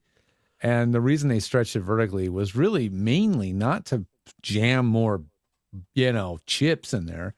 It was for cooling, because really the top half of this case is huge cooling fans that run counterclock. It's like two blades of a drone. They spin opposite directions to reduce turbulence. And watch the keynote if you haven't already. It's very impressive. Just skip past the iPhone SE and all that boring stuff. Go right to this thing. It's about 35 minutes in, and see what's inside. It's really impressive. But they do things that Windows people just nod their head like, oh, you finally put an SD card on the front. Yeah, we've had that for years on our Windows computers. We've had ports and, well, okay, it's back to the Mac Mini. They have it finally, an SD card on the front, 2 USB-C ports on the front. But glad to know that. Yeah, but it's it's behind there and get it in there. Yeah, here we go. I was wondering how do I spin it around. There we go. On the back, there's a couple more ports from the Mac Minis that we currently are using, Dan and some of you. It has 2 additional USB 4 or Thunderbolt 4 ports. So it's got a couple more ports. And lovely that they didn't take away the HDMI port. I thought for sure that port was going to be gone, but no, it's still there, and it's still the main way to plug in your screen. It still has a power supply inside. So on top of everything else, it doesn't require an external power lump like the old OG Mac Mini. Do you remember those? They had a big power supply. Oh, yeah. No, it's built in. It has that weird Mickey Mouse looking plug that's becoming more and more common, thankfully. It has a proper headphone jack, and I know most of you don't need it because you've got an audio interface, but the headphone jack on it they literally said this during the keynote, can drive high impedance headphones. The fact that they actually said that was pretty impressive. So it's got a lot going for it. Now, the main thing that is really making it sell is the horsepower. And the analogy I have for it is like anybody that likes Tesla knows how the original Tesla Model S was quick, right? That was the M1. This is now the ludicrous mode and the plaid mode max, because it is redonkulously fast, extremely powerful. They launched a brand new chip in this one called the M1 Ultra, where they tie 2 M1 Pro chips together, or Max chips, and make this double. It is outrageously powerful. So who is this computer for? It is for video producers. It is for power hungry applications that do tons of video. Maybe if you're like a music producer and you use a ton of plugins and native instruments and samples, and that's who this is for. For everybody else, it's bragging rights, purely. I got one of these. It is purely bragging rights. I'm telling you, this thing has more power than anybody in voiceover could ever need. It starts at $2,000. That's a reasonable price for a super powerful computer. At half the price, the M1 Mini is perfectly suited Works for fine. what we're doing. It is amazing. You're watching this whole thing over. We're using it. So anyway, that's the new Mac Studio. The display looks really impressive too. The Studio really display. expensive. Again, it's the cost of a decent computer, just the display. So I'm not running out and buying it. I'm just not. But, again, bragging rights. It's got a 12 megapixel camera. It has this mode called On Stage. So like if you want to move around, it digitally recrops and follows you on frame, and it's just it does some slick stuff, but it's kind of overkill. Anyway, in contrast to that, yeah, Windows. Well, you know, I don't need to rub it in. I don't need to rub salt in the wound. But if I've definitely been converting Windows users to Mac more lately than ever, and I think at this point, if you're still on Windows, it's because you're a hobbyist that loves PC. You love customization, you love troubleshooting, you love trying to figure out how to get the most performance. You're a hot rodder, right? I think Windows users are hot rodders. They're not going to go buy a Tesla Model S Plaid. They're going to buy a 58, Chevy Bel Air and hot rod it. That's to me what a Windows computer is. Now you can buy one pre-hot rodded. You can do this in with cars. You can go to a hot rod shop and walk out of there with a $150,000, 67 Camaro. And that's how I feel like Windows are. Like it's once they're super hot rodded, dialed in and optimized. And I found a 30-minute video on just optimizing Windows for audio. You do all that right, and it will probably work pretty well for you until the next update comes that you don't know is coming. But that's the thing about Windows. And people are like, well, I bought a gaming computer, and it's supposed to be this and that. It's i9 6-core. I'm like, it doesn't matter. If everything doesn't work together like a well-oiled machine, you're going to have problems. What I said recently online was like, Windows is cheaper, but there's a hidden cost of saving money and going with Windows for a voiceover studio. There just is. And that's all that other stuff that you have to deal with, the overhead. Anyway, moving on. I don't think it's ever going to get better, but if it does, I'll let you guys know. As soon as somebody says, Microsoft changed something that makes sound drivers now work the way they're supposed to, it's just easy. Like, okay, I'll be there. Pigs fly. I'll be there.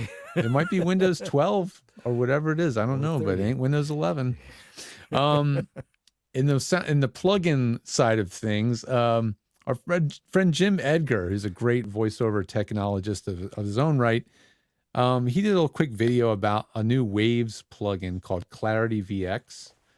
And I think its biggest selling point, because, they want to take some thunder away from Isotope in this area, is it's a voice denoiser at a very low price. So with Isotope, if you want all their suite of plugins, you got to buy a suite of plugins. You got to buy a whole package. With this, you can buy just this one plugin called Clarity VX, the basic model, and right now it's only $29. So it's a very affordable noise reduction plugin. I will say this though, if you've never had a Waves plugin before, there's a learning curve of just getting it installed. Like you have to install a plugin manager. Now, Isotope has the same. They have a plugin manager too. You have to install that first, and you have to get the licensing going. There's a bunch of steps to get it up onto your system, but it is a very simple interface in terms of noise reduction. It literally is just a single knob that you turn, and that is kind of nice, the simplicity factor. Jim found it to be very comparable. He thought it sounded better for certain things. I saw some discussions. Some people thought the Isotope RX voice denoise actually was better in some ways. They're just different. And if you're really curious, give it a try, get a demo and see if it's worth it to you. I still like Bertom denoiser, not Bertram, but Bertom, Bertom. That's still my favorite noise reduction tool. It's not quite as simple one knob operation. It does have 6 sliders that you have to monkey around with a little bit, but I think it sounds amazing, and it's free. I mean, you can pay for it. Believe me, you should, but you can install it for free. There's no license manager thing. You can just download it, install it, and use it very quickly. And I love that about Bertom denoiser. It sounds great. What they call shareware. Yeah, it is kind of like shareware. I also call it honorware, like Reaper. Everybody knows Reaper. There's probably a lot of you out there you won't admit it, but you probably launch Reaper and then wait for it to count down 5 seconds, and then you start using it. Yeah, it's kind of like that. It's like a shareware. Yeah. Moving on. So Revelator, PreSonus Revelator. Another week of Revelator. I was so excited because they finally released an update that was going to fix my problem with my pan slightly to the left thing that was weird. I installed it. I was all excited. Then today we're getting ready for the show, and I'm like, "Hey, can you guys hear that when I play that back? Can you hear it when I play the VOBS Tech Talk voiceover intro?" And everybody's like, "Nope." And I look over at the console, and I realize a whole section of the control unit, the software control, and I have it running on my iPad here. Wow, the color is bizarre. It's all purple. It's not what it looks like. This camera is crappy. A whole section of the control panel is gone. There used to be a button right here that said stream, and it's gone. And there used to be 4 mixes here: main, mix A, mix B, mix C. And now there's only 3 mixes, not 4. I have no idea why that disappeared. I have no idea what happened to my stream setting. But the bottom line is it sort of crippled the Revelator. It doesn't do everything it's supposed to do. It doesn't do what I loved about it. PreSonus, what's going on, you guys? You're killing me. It's a glitch. Maybe you just got to re-download it again. And I'm running it on my iPad. I'm running it on my desktop system. I followed the instructions from the support ticket I had opened because of the complaint, and they're like, install this. I don't know, guys. So it's not all still happy in Revelator land. So I'm not going to be giving it a glaringly happy review. I love what it's been doing for me, but at the end of the day, if you have to do what we do here which is do live shows and stream and have multiple sources of audio, the Rodecaster, which Dan's got in his studio, is still kicking butt. So sure do. Yeah. The Rode NTG5 is back. That's the microphone I'm using tonight, which I'll switch cameras so you can see my microphone. It's back. This is the Rode NTG5. It's been replaced under warranty. I had the dreaded sort of clipping issue, and it's gone now because they sent me a new one. I know it's new because I sent them one in just an envelope, padded and wrapped in bubble wrap, and they sent me back a retail box. So I have doubles of everything. The shotgun, the big pistol grip, all the accessories. I have doubles of everything, which is nice. Thanks, Rode. It's nice to have spares. Anyway, but the NTG5 is back. I really hope whatever the bad batch of capacitors or whatever the component was that was failing in a lot of people's mics, hopefully that's been resolved now. Must have needed a new tube. Yeah, there's no tube in this tube. But yeah, whatever it was, I hope it never comes back. But I'm back on my NTG5. It's a great sounding mic. The NTG4 Plus was working just fine in its stead, but this just has a little extra something that I really like. Sounds great. Last thing before I wrap up my tech update, and this is off topic from pure audio tech, but if you want to kind of like come off with a little bit more of a professional front end in terms of your business and accept more maybe phone calls for as a way for people to reach you and interface with you, you may not want to have 2 cell phones, first of all, right? So maybe you've used Google Voice to have a separate business line and separate business from pleasure, but Google Voice has a lot of limitations too. And so I've recently started using Open Phone, and it's a virtual business phone. And so you can port your existing number into it, which is what I did, or just make a new number. And it gives you a lot of customization, including actually a phone menu. So now if you call my business phone number, 424-226-8528, it will ring this new system, and you can press 1 to be patched into my phone. You can press 2 to go off to customer service, and it rings my assistant's phone. You can, I have a phone tree, or what do you call it? An IVR, whatever they call that. And it's not expensive. A virtual centric system. Yeah, it's not expensive. It's very easy to set up, and it works really, really well. So you can have auto responders for a text message, letting people know, hey, I'm here, but right now I'm in the booth, so I can't get back to you. Just give me a minute. It's a really great service. So I'm very happy with it so far. If anybody's looking at something a little bit beyond the same phone number for everything, or even Google Voice. It rings, and only 2 or 3 people call me. So what do I? Yes, and actually, if you call that number and you press 9, that dispatches to the 911 tech support dispatcher, and that's what can get you to.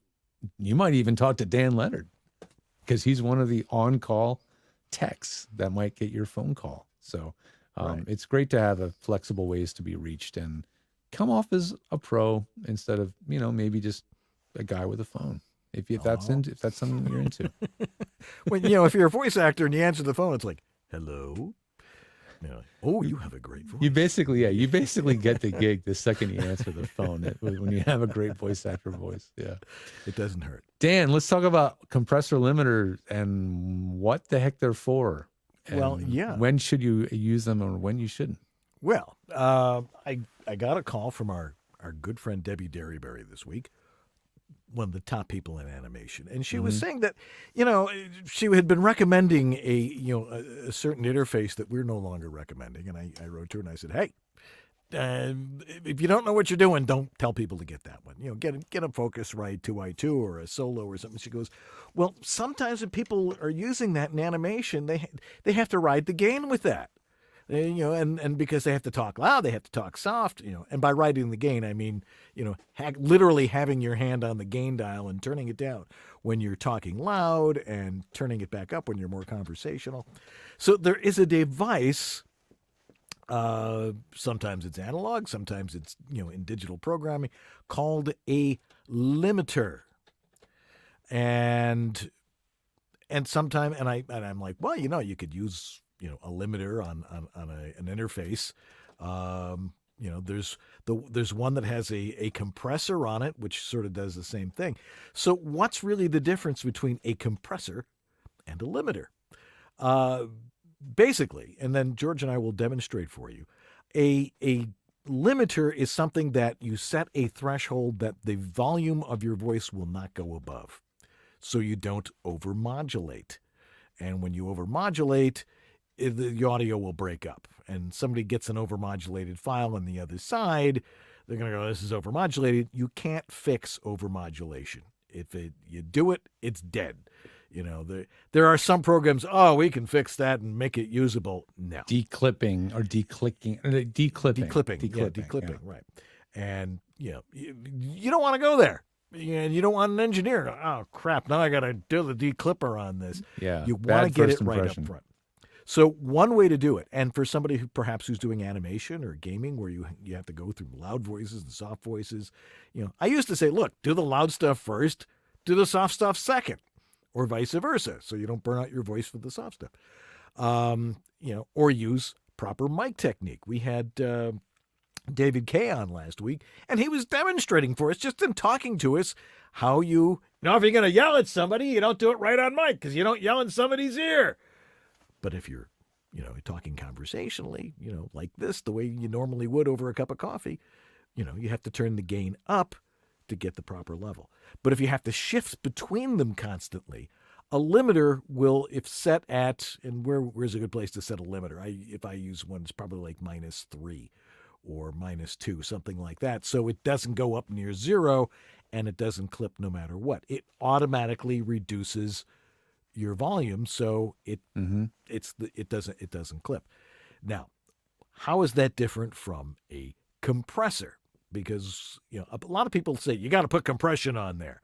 What does a compressor do? A compressor makes the loud stuff softer and the soft stuff louder, so everything is even, which is why it's called a compressor. And George, what are we going to use to demonstrate exactly what that means? I was going to show a compressor here I have loaded on Twisted Wave. Let me see if I can share this. What's weird is when I click away from Twisted Wave, the compressor window hides itself. Yeah, because you have to actually highlight that when you share. But oh, that's the trick, huh? Yeah. You got to click on the word, the plugin, go to share. Yeah, when I click share, it just disappears again. Dang it. All right, I'll just share the whole screen. There you go. And then I don't know if we can crop in and show it or not, but here we go. That works. Okay, now you can see it. Yeah. So here's a compressor. This one's from a company called Melda Productions, which was shown this suite of plugins recently, and they're very affordable / free, more sort of freeware, which is nice. So a compressor has more controls than a limiter. A limiter typically just has a threshold and maybe an output setting. So the threshold, the lower you set it, the more the compressor, before the more the limiter kicks in. The ceiling is how loud it's allowed to go. That's sort of like the normalizer, right? Right. Can't go above -3, -2. But a compressor has a lot more controls. You've got one of the main ones that's very different is a ratio control. So a ratio control controls how much the level is going to go down, or it's going to get reduced, right, once it passes the threshold. With a limiter, that ratio is very, very high. So when the level crosses that point, the threshold point, it just is stopped like a brick wall. Sometimes they call it a brick wall limiter. A brick wall limiter, right. But with a compressor, you have the control over how much the audio is going to be reduced by. So a compressor can be a lot more subtle, and as a result, a little bit more transparent. But you use them differently, and I tend to use a compressor before the limiter. I tend to use the limiter as the very last output setting. Maybe it's like the last line of defense, if you want to call it that. But so that's the main difference. The tool set looks a lot simpler when you're using a limiter. Let me load a limiter in here. Let's see what I have. Perhaps the basic AU one, or yeah, the AU one is so simple. It doesn't even have any meters. Here's the audio unit peak limiter. This comes on every Mac, and it's got an attack and release time, which I usually set where they're at because they're fine. And really, you have one knob that you worry about, and that's the pre-gain. So if you don't want to change or increase the gain in any way, you just leave that at 0. And so now you have a limiter. It will prevent levels from going above 0, and you're done. Right. But if you want to add more level beyond that, so you want to build up or make up loss of level because of your other processing, then you can add more gain called pre-gain, and it will increase the level of everything all at once. Right. Which takes a little bit of experience to know how much to increase it or reduce it based on any particular file. So you have to base it on what exactly you're doing, because too much of that, and you'll end up with something that looks like that.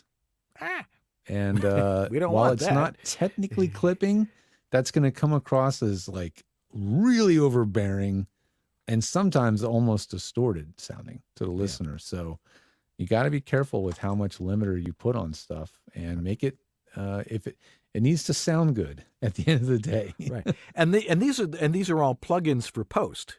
Doing it up front is a little bit different, which we can talk about. Well, let's talk about that too, because that was kind of the impetus for this, right? A few select interfaces out there have that function on the input side. Right.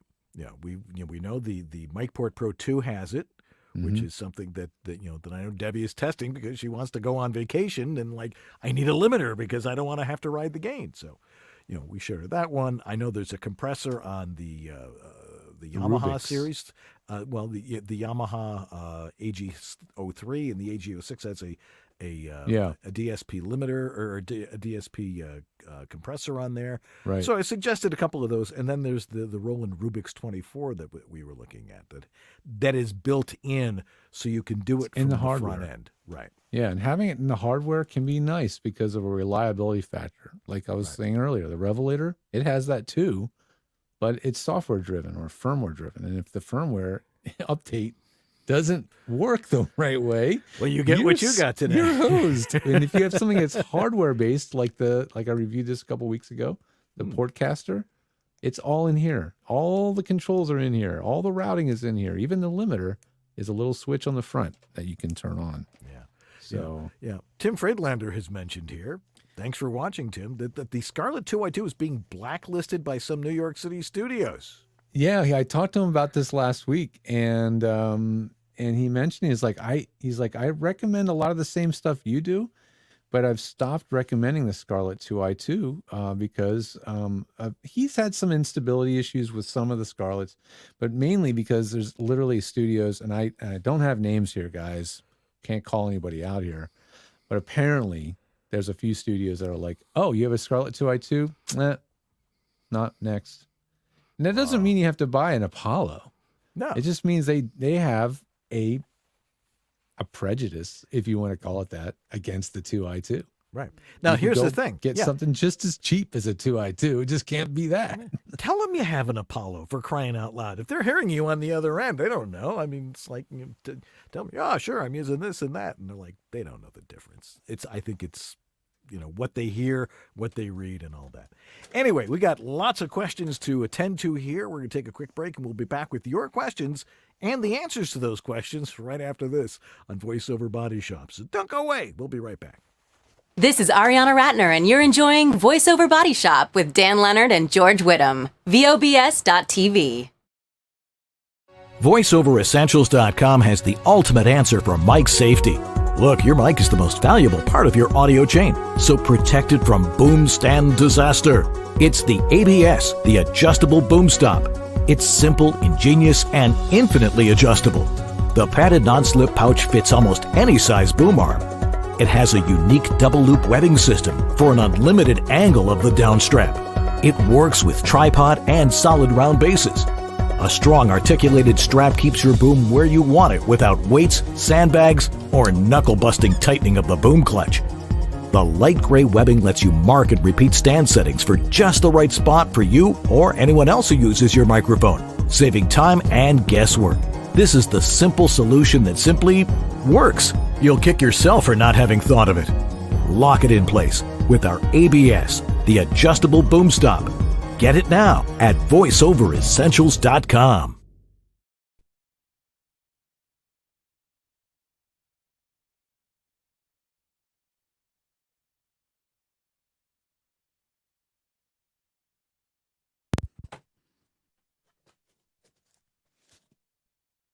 During the break, I thought it was going to be clever and switch audio interfaces, but no, that didn't work out that way. I couldn't get Chrome to redetect my backup interface. So if you're hearing clicks and pops from me, I apologize. It's the Revelator Personas gods mad at me for bad-mouthing their product earlier in the show, apparently. Anyway, I'm taking thunder away from our beautiful, wonderful, lovely sponsors, Source Elements, the creators of Source Connect. And Source Connect is a tool for professionals from the top to the bottom of the production, from the producer, engineer side to the actor side. It allows the actor to interface directly into the session as though they're right there standing in the studio and bring that audio straight into the timeline of Pro Tools. That's really what most of the studios are recording you on, because that's the tools they like, and going right into their timeline. So that means on the fly, they can punch you in, they can replace something, they can edit you, they can listen to you back with whatever else is in the production.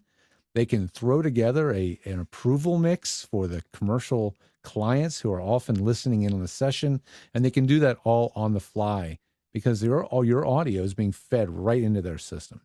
So this is why it is preferred by so many engineers. You know, there's a lot of tools out there. Some of them are cheaper. Some of them are even free. But this one is it's just so well established, and it's so heavily relied upon by the top jobs out there. So maybe you should probably have it in your arsenal. If you want to get a 15-day free trial, head over to source-elements.com. And if you want to learn more about what it does and how it works, head over to georgethe.tech/SC, my page on Source Connect. You can watch a video on how it works and get support if you need it. Anyway, thanks so much for the support, Source Elements. Let's get on to the tech questions right after this. Well, hello there. I bet you weren't expecting to hear some big-voiced announcer guy on your new orientation training for Snapchat, were you? This is Virgin Radio. Well, okay, we're not that innocent. There's jeans for wearing and there's jeans for working.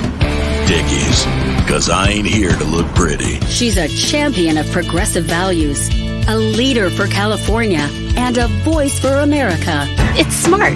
It's a phone. It's a smartphone. But it's so much more. The files are ready. Don't forget to pick up the eggs. What time is hockey practice? Check out this song. It's the end of the road for Rick. It's just you and me, Rick. When hope is lost. The i8 from BMW. Who said saving the planet couldn't be stylish? Hey, it's J. Michael Collins. Bet you think I'm going to try and sell you a demo now, huh? I think they speak for themselves. But I will give you my email. It's jmichael@jmcvoiceover.com. Now, if Dan will stop waxing his mustache for a minute, we'll get back to the show. Hi, this is Bill Farmer, and you are watching VoiceOver Body Shop. It's great. Well, you know what they say about storage? The more storage you build, the more stuff you shove in it. Well, we had more time today. We still shoved more stuff in. Anyway, so we're running a little behind, but we got lots of questions, and we want to get to your questions. How am I sounding now, guys? You sound fabulous. There was No a few more clicks and pops? in there. No. Well, when it turned on, yeah. Anyway. Well, now I'm on the Portcaster instead of the Revelator. Ah, okay. So hopefully the clicks and pops are a thing of the past. We'll find out. Yeah, turn your gain up just a little bit. All righty. Hungry for the Devil Girl from Mars to be my Venus, YouTube. George is using a Rode NTG5 there. Yes, you are. It's fixed. Okay. Play the Voice, Real Kids, VO Family. That's quite a name. We picked up a 20-year-old 416 Dan, I last think week. people have learned that if they change their YouTube name, we get to slip in a plug for their YouTube channel. Oh, Real Kids VO Family on YouTube. Anyway, she says, I picked up a 20-year-old 416 last week from a TV producer. How long do they last if well cared for? Well, there's always that joke about you can hammer nails with those things. Well, yeah, they'll last longer than you would imagine. I mean, Well, for what you're paying for it, you darn well better. Yeah, no, German mics are made to last. Yeah, and those were designed to be road warriors because they are video mics for road crews that go out and shoot stuff. So it's probably just fine. The only way to find out is to record something on it, let us listen and go, sounds fine. Yeah, I would be more worried about buying one on a major discount that's new in the box. Those are the ones to avoid because, believe it or not, there actually are counterfeit Sennheiser 416s. So I would be better off. I would feel a lot better buying a $500 one that's 20 years old than a $500 one that's brand new. So just keep that in mind. Yeah. Now, Jeff Holman has a great question here because we were just talking about this. He says, Dan, do you ride the gain when you do video game auditions that have some normal volume lines and some yelling lines? We were just talking about this. Or do you back away from your mic and use mic technique? When I do video game auditions, I sound so quiet because they ask for them to be at a -18 level and only the yelling lines sound good. That's because he's using one level for all the different stuff. And, now I'm hearing an echo from your headphones. I use mic technique. But I also know that if I'm going to be doing things that are louder and softer, I might do the loud stuff first and then the soft stuff second or vice versa, especially with video game auditions. But if I'm going to yell, like, I will kill you! I mean, come on, you just back off the mic. You don't yell in somebody's ear, and they're still going to hear you. These mics will pick up anything if you're, at the right time. But we were just talking about limiters, and some people like to use a limiter because they want to be consistent from the mic, even though our voices come to people from different directions and different distances, and I think it's important that you practice that, using different mic technique, but work with what works best for you. And that's usually the best answer to that. Yeah, I mean, I don't know what the engineers are telling actors, when they say, and I'm not even sure what they mean by be at -18 level. Does Does that mean it would the be nice if they loudest- explain that to you. Does that mean the loudest you're allowed to go is -18? Because that is really low. Yeah, I think what it is they want is -18 so that so you don't overmodulate when you're loud and turn the gain down. Yeah, I mean, even apparently they've been blacklisted. On the 2i2 or on the Solo, if you look at the gain dial here, I have a line that says, yelling, and one that says conversational. I just know where they are. Yeah, and you don't need like 17 different incremental settings. Right. You really only need one for extreme high level and one for most everything else. And you're going to be fine. So, yeah, I mean, riding gain during a session is not easy. So splitting it into 2 different passes, loud stuff and everything else, it seems like a very reasonable way to get around that problem. Right. And you've got to find the sweet spot for you, for your yelling and for your conversational stuff. Question from Matt Davis. George?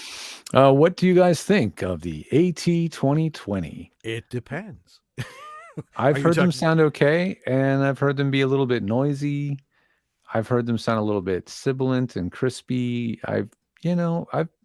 It's not blanket no good by any means. Right. It's certainly gotten some good recordings from people over the years, and I still know a few people that use it. That's their day-to-day daily driver mic. Right. I think the 2035 for a little bit more money is a much better mic. They've upgraded essentially everything about that mic. For only $50 more, it is by far a better value. Yeah. High pass filters built in. It has a shock mount. It's a bigger capsule. It's quieter. Just about everything you can think of is better at only 50% more price. I think it's the way to go. Yeah, and those AT mics those are heavy duty too. They build them, This 3035, which isn't even made anymore, it's been banging around my studio since I was a live recording engineer, and it still works without no problem. Yeah, my first voiceover mic too.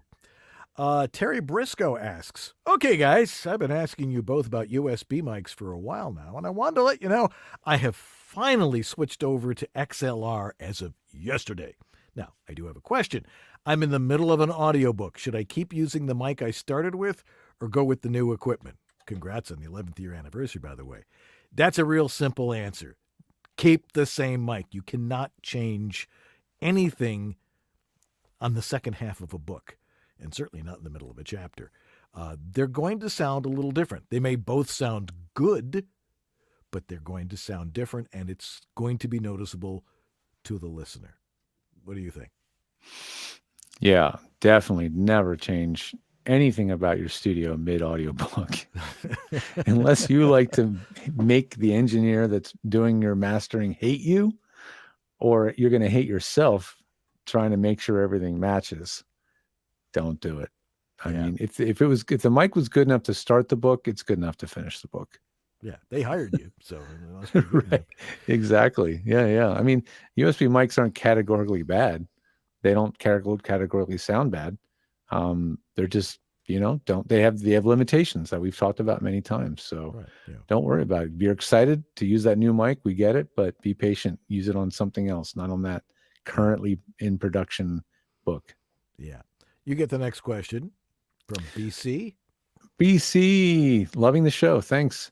Each time I want to record, I assemble my booth with various partial walls of acoustic foam and bass traps. So he's got a build on demand booth.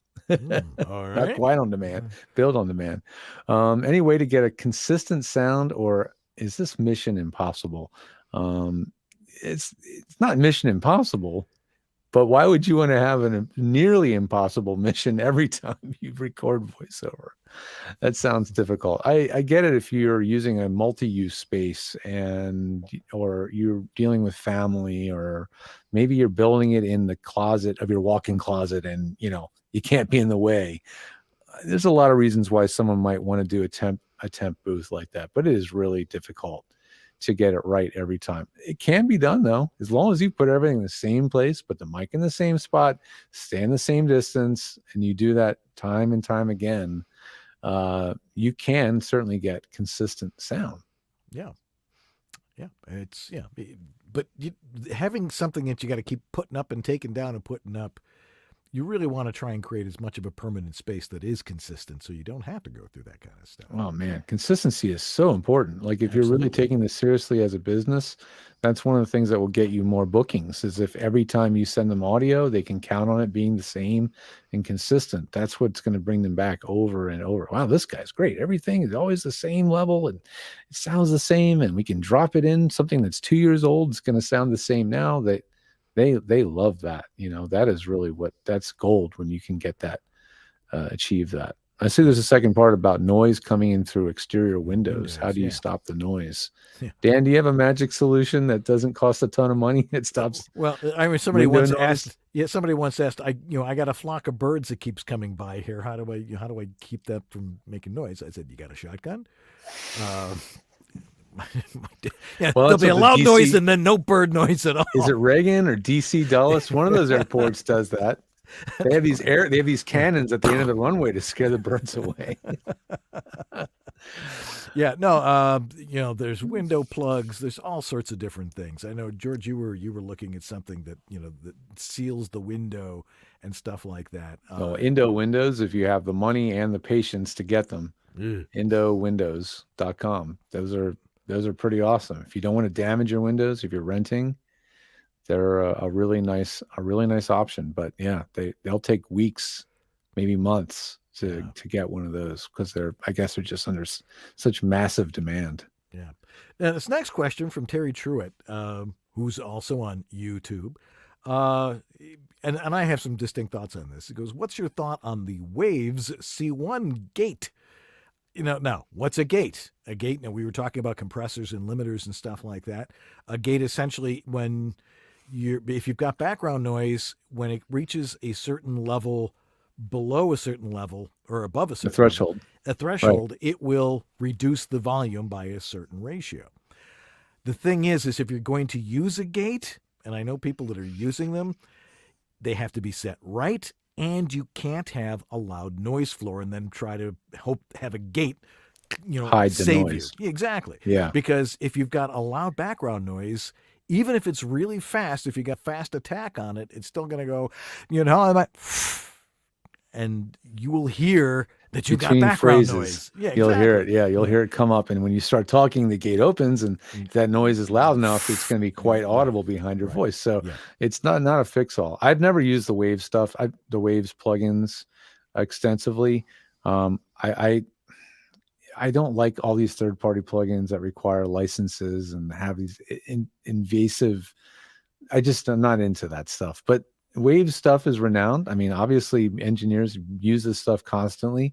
I have no experience. I won't say I know anything about it. I've never used the C1 gate. So as long as it's got a ratio, it's probably okay. If it doesn't have a ratio control or a range control, don't use it because it's probably just cutting out your room tone, and that's really bad. Yeah. To me, physical. Try and isolate yourself better. Do not rely on technology to fix these things for you. That's why you find a closet with a lot of noise in it or a booth. Because if you try to do it with technology, you got to know how to use the technology. Having the technology is not going to help you.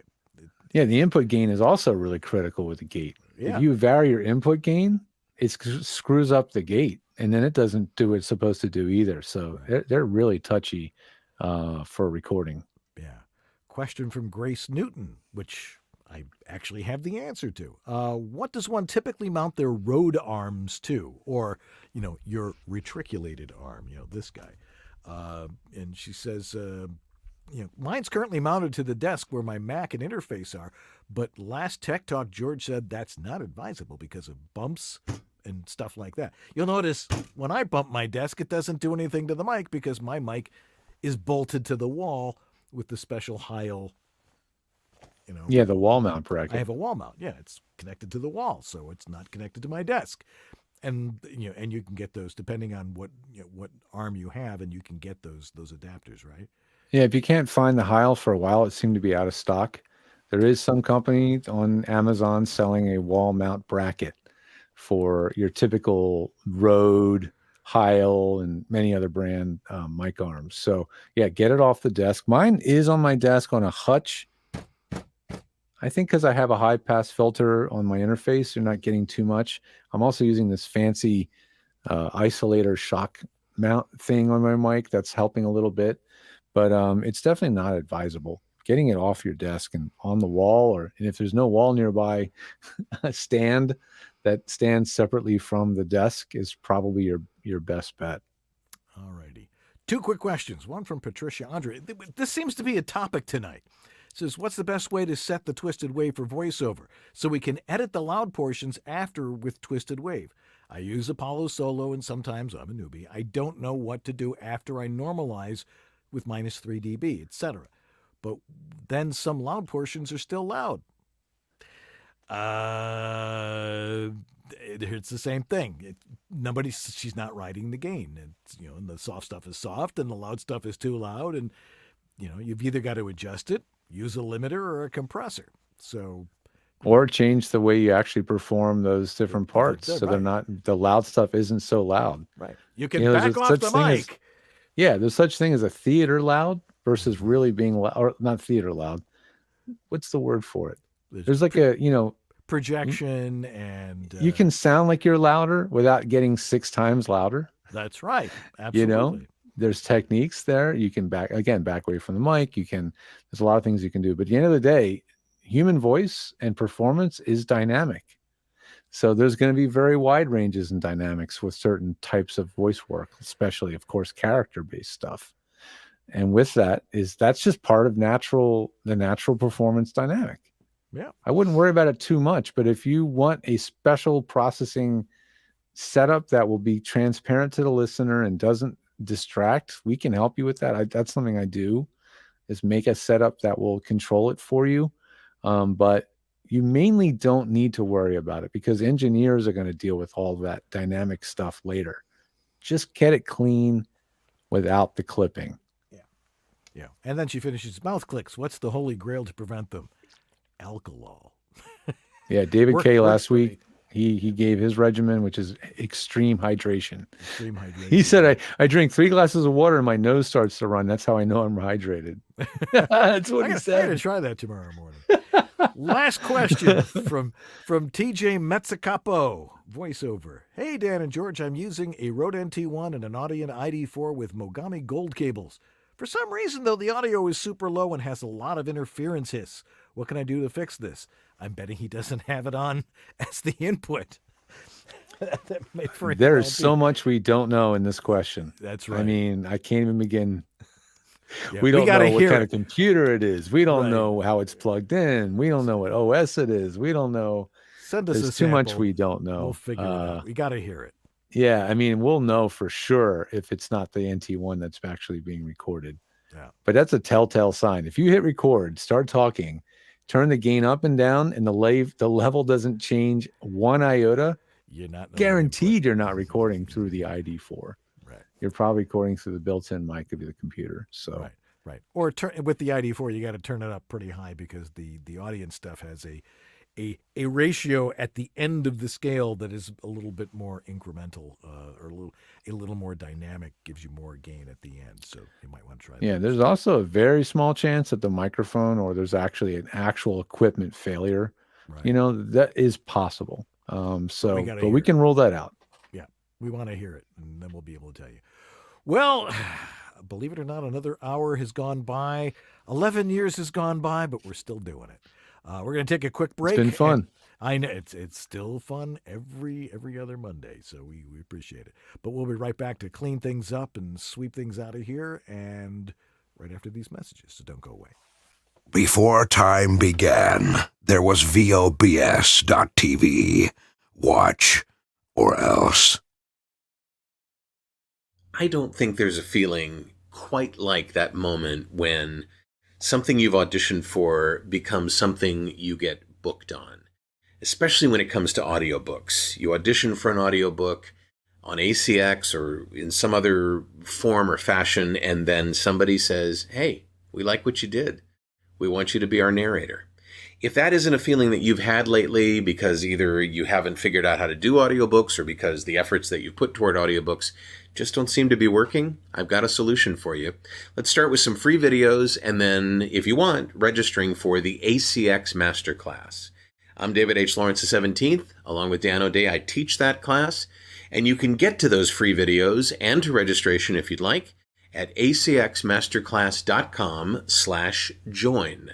That's acxmasterclass.com/join. I'd love to help you get there.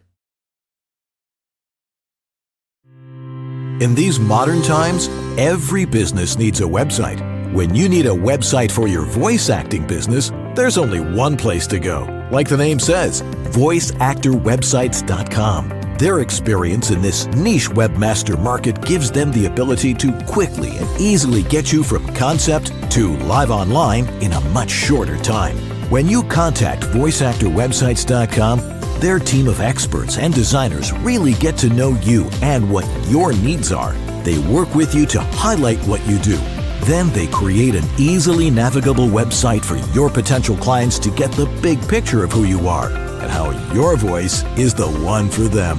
Plus, voiceactorwebsites.com has other great resources, like their practice script library and other resources to help your voiceover career flourish. Don't try it yourself. Go with the pros. Voiceactorwebsites.com, where your VO website shouldn't be a pain in the you-know-what. This is the Latin lover narrator from Jane the Virgin, Anthony Mendez, and you're enjoying Dan and George on The Voiceover Body Shop. All right. To the Rich next Green 11 said, years. we're princes among men. That's really nice, Rich. Thank you. Thank you, buddy. What was that? He said, we're princes among men. Okay. I don't know how to take that. Thank you. Yeah, okay. Just say thank you. Thank you, Richard. Next week on this very show, we have the lovely and talented Martha Kahn will be joining us and talking about getting your kids into voiceover. Yeah, have them pay the rent, for crying out loud. You know, they're running around. Hey, get in here. She teaches kids how to do voiceover, and I think that's a fun thing to do to help them, pay for their college. Especially if darn straight. Yeah. Our donors of the week, we got plenty of them, like Philip Sapir, Thomas Pinto, Shelley Avellino, George A. Whittam, my dad, Brian Page, Patty Gibbons, Rob Ryder, Greg Thomas, a Dr. Voice, I believe that's Dr. Nathan Carlson, Antland Productions, Uncle Roy, yeah, Shanna Pennington Baird, Martha Kahn, yeah, yay, Don Griffith, Trey Mosley, Diana Birdsall, Diana, and Sandra Manwiller. Hey, again, if you need help with your home voiceover studio, you can go to my website, which is homevoiceoverstudio.com, or over to George's place over at GeorgeThe.tech. And if you want to see my latest Isotope RX webinar that's been recorded last week, just go to GeorgeThe.tech/webinars, where you can find that and review it and learn what the heck that thing does. My dad watched it, actually. Oh, cool. He's like, I had no clue what I was watching, but now I do. I'm like, look, that was the point. Well, that's good to know. We need to thank, of course, our sponsors like Harlan Hogan's Voiceover Essentials, Voiceover Extra, Source Elements, VOHeroes.com, VoiceActorWebsites.com, and JMC Demos. All righty. Well, thanks for joining us this week, guys. We love having the live audience. People actually, giving us the questions in real time, and that makes us. It's what George and I do. So anyway, and we appreciate all that stuff, and we appreciate your participation in our show. And here's to another 11 years, Mr. Hey, stranger things could happen. I know. I can't. I'm looking forward to it. I don't know if my wife is, but I'm looking forward to it. All right. All right. Thanks to Jeff Holman and for doing the chat room. Sue Merlino for getting it done in the director's chair, and Lee Penny for just being Lee Penny, which he continues to be. That's going to do it for us this week. We're here to help you with your audio, and the bottom line is, if it sounds good, it is good. I'm Dan Leonard. And I'm George Whittam. And this is Voiceover Body Shop, or VOBS. Tech Talk. Tech Talk. Tech Talk. Tech Talk. Tech Talk. Tech Talk. Tech Talk. We'll see you next week with Martha Kahn. Bye-bye. Thanks.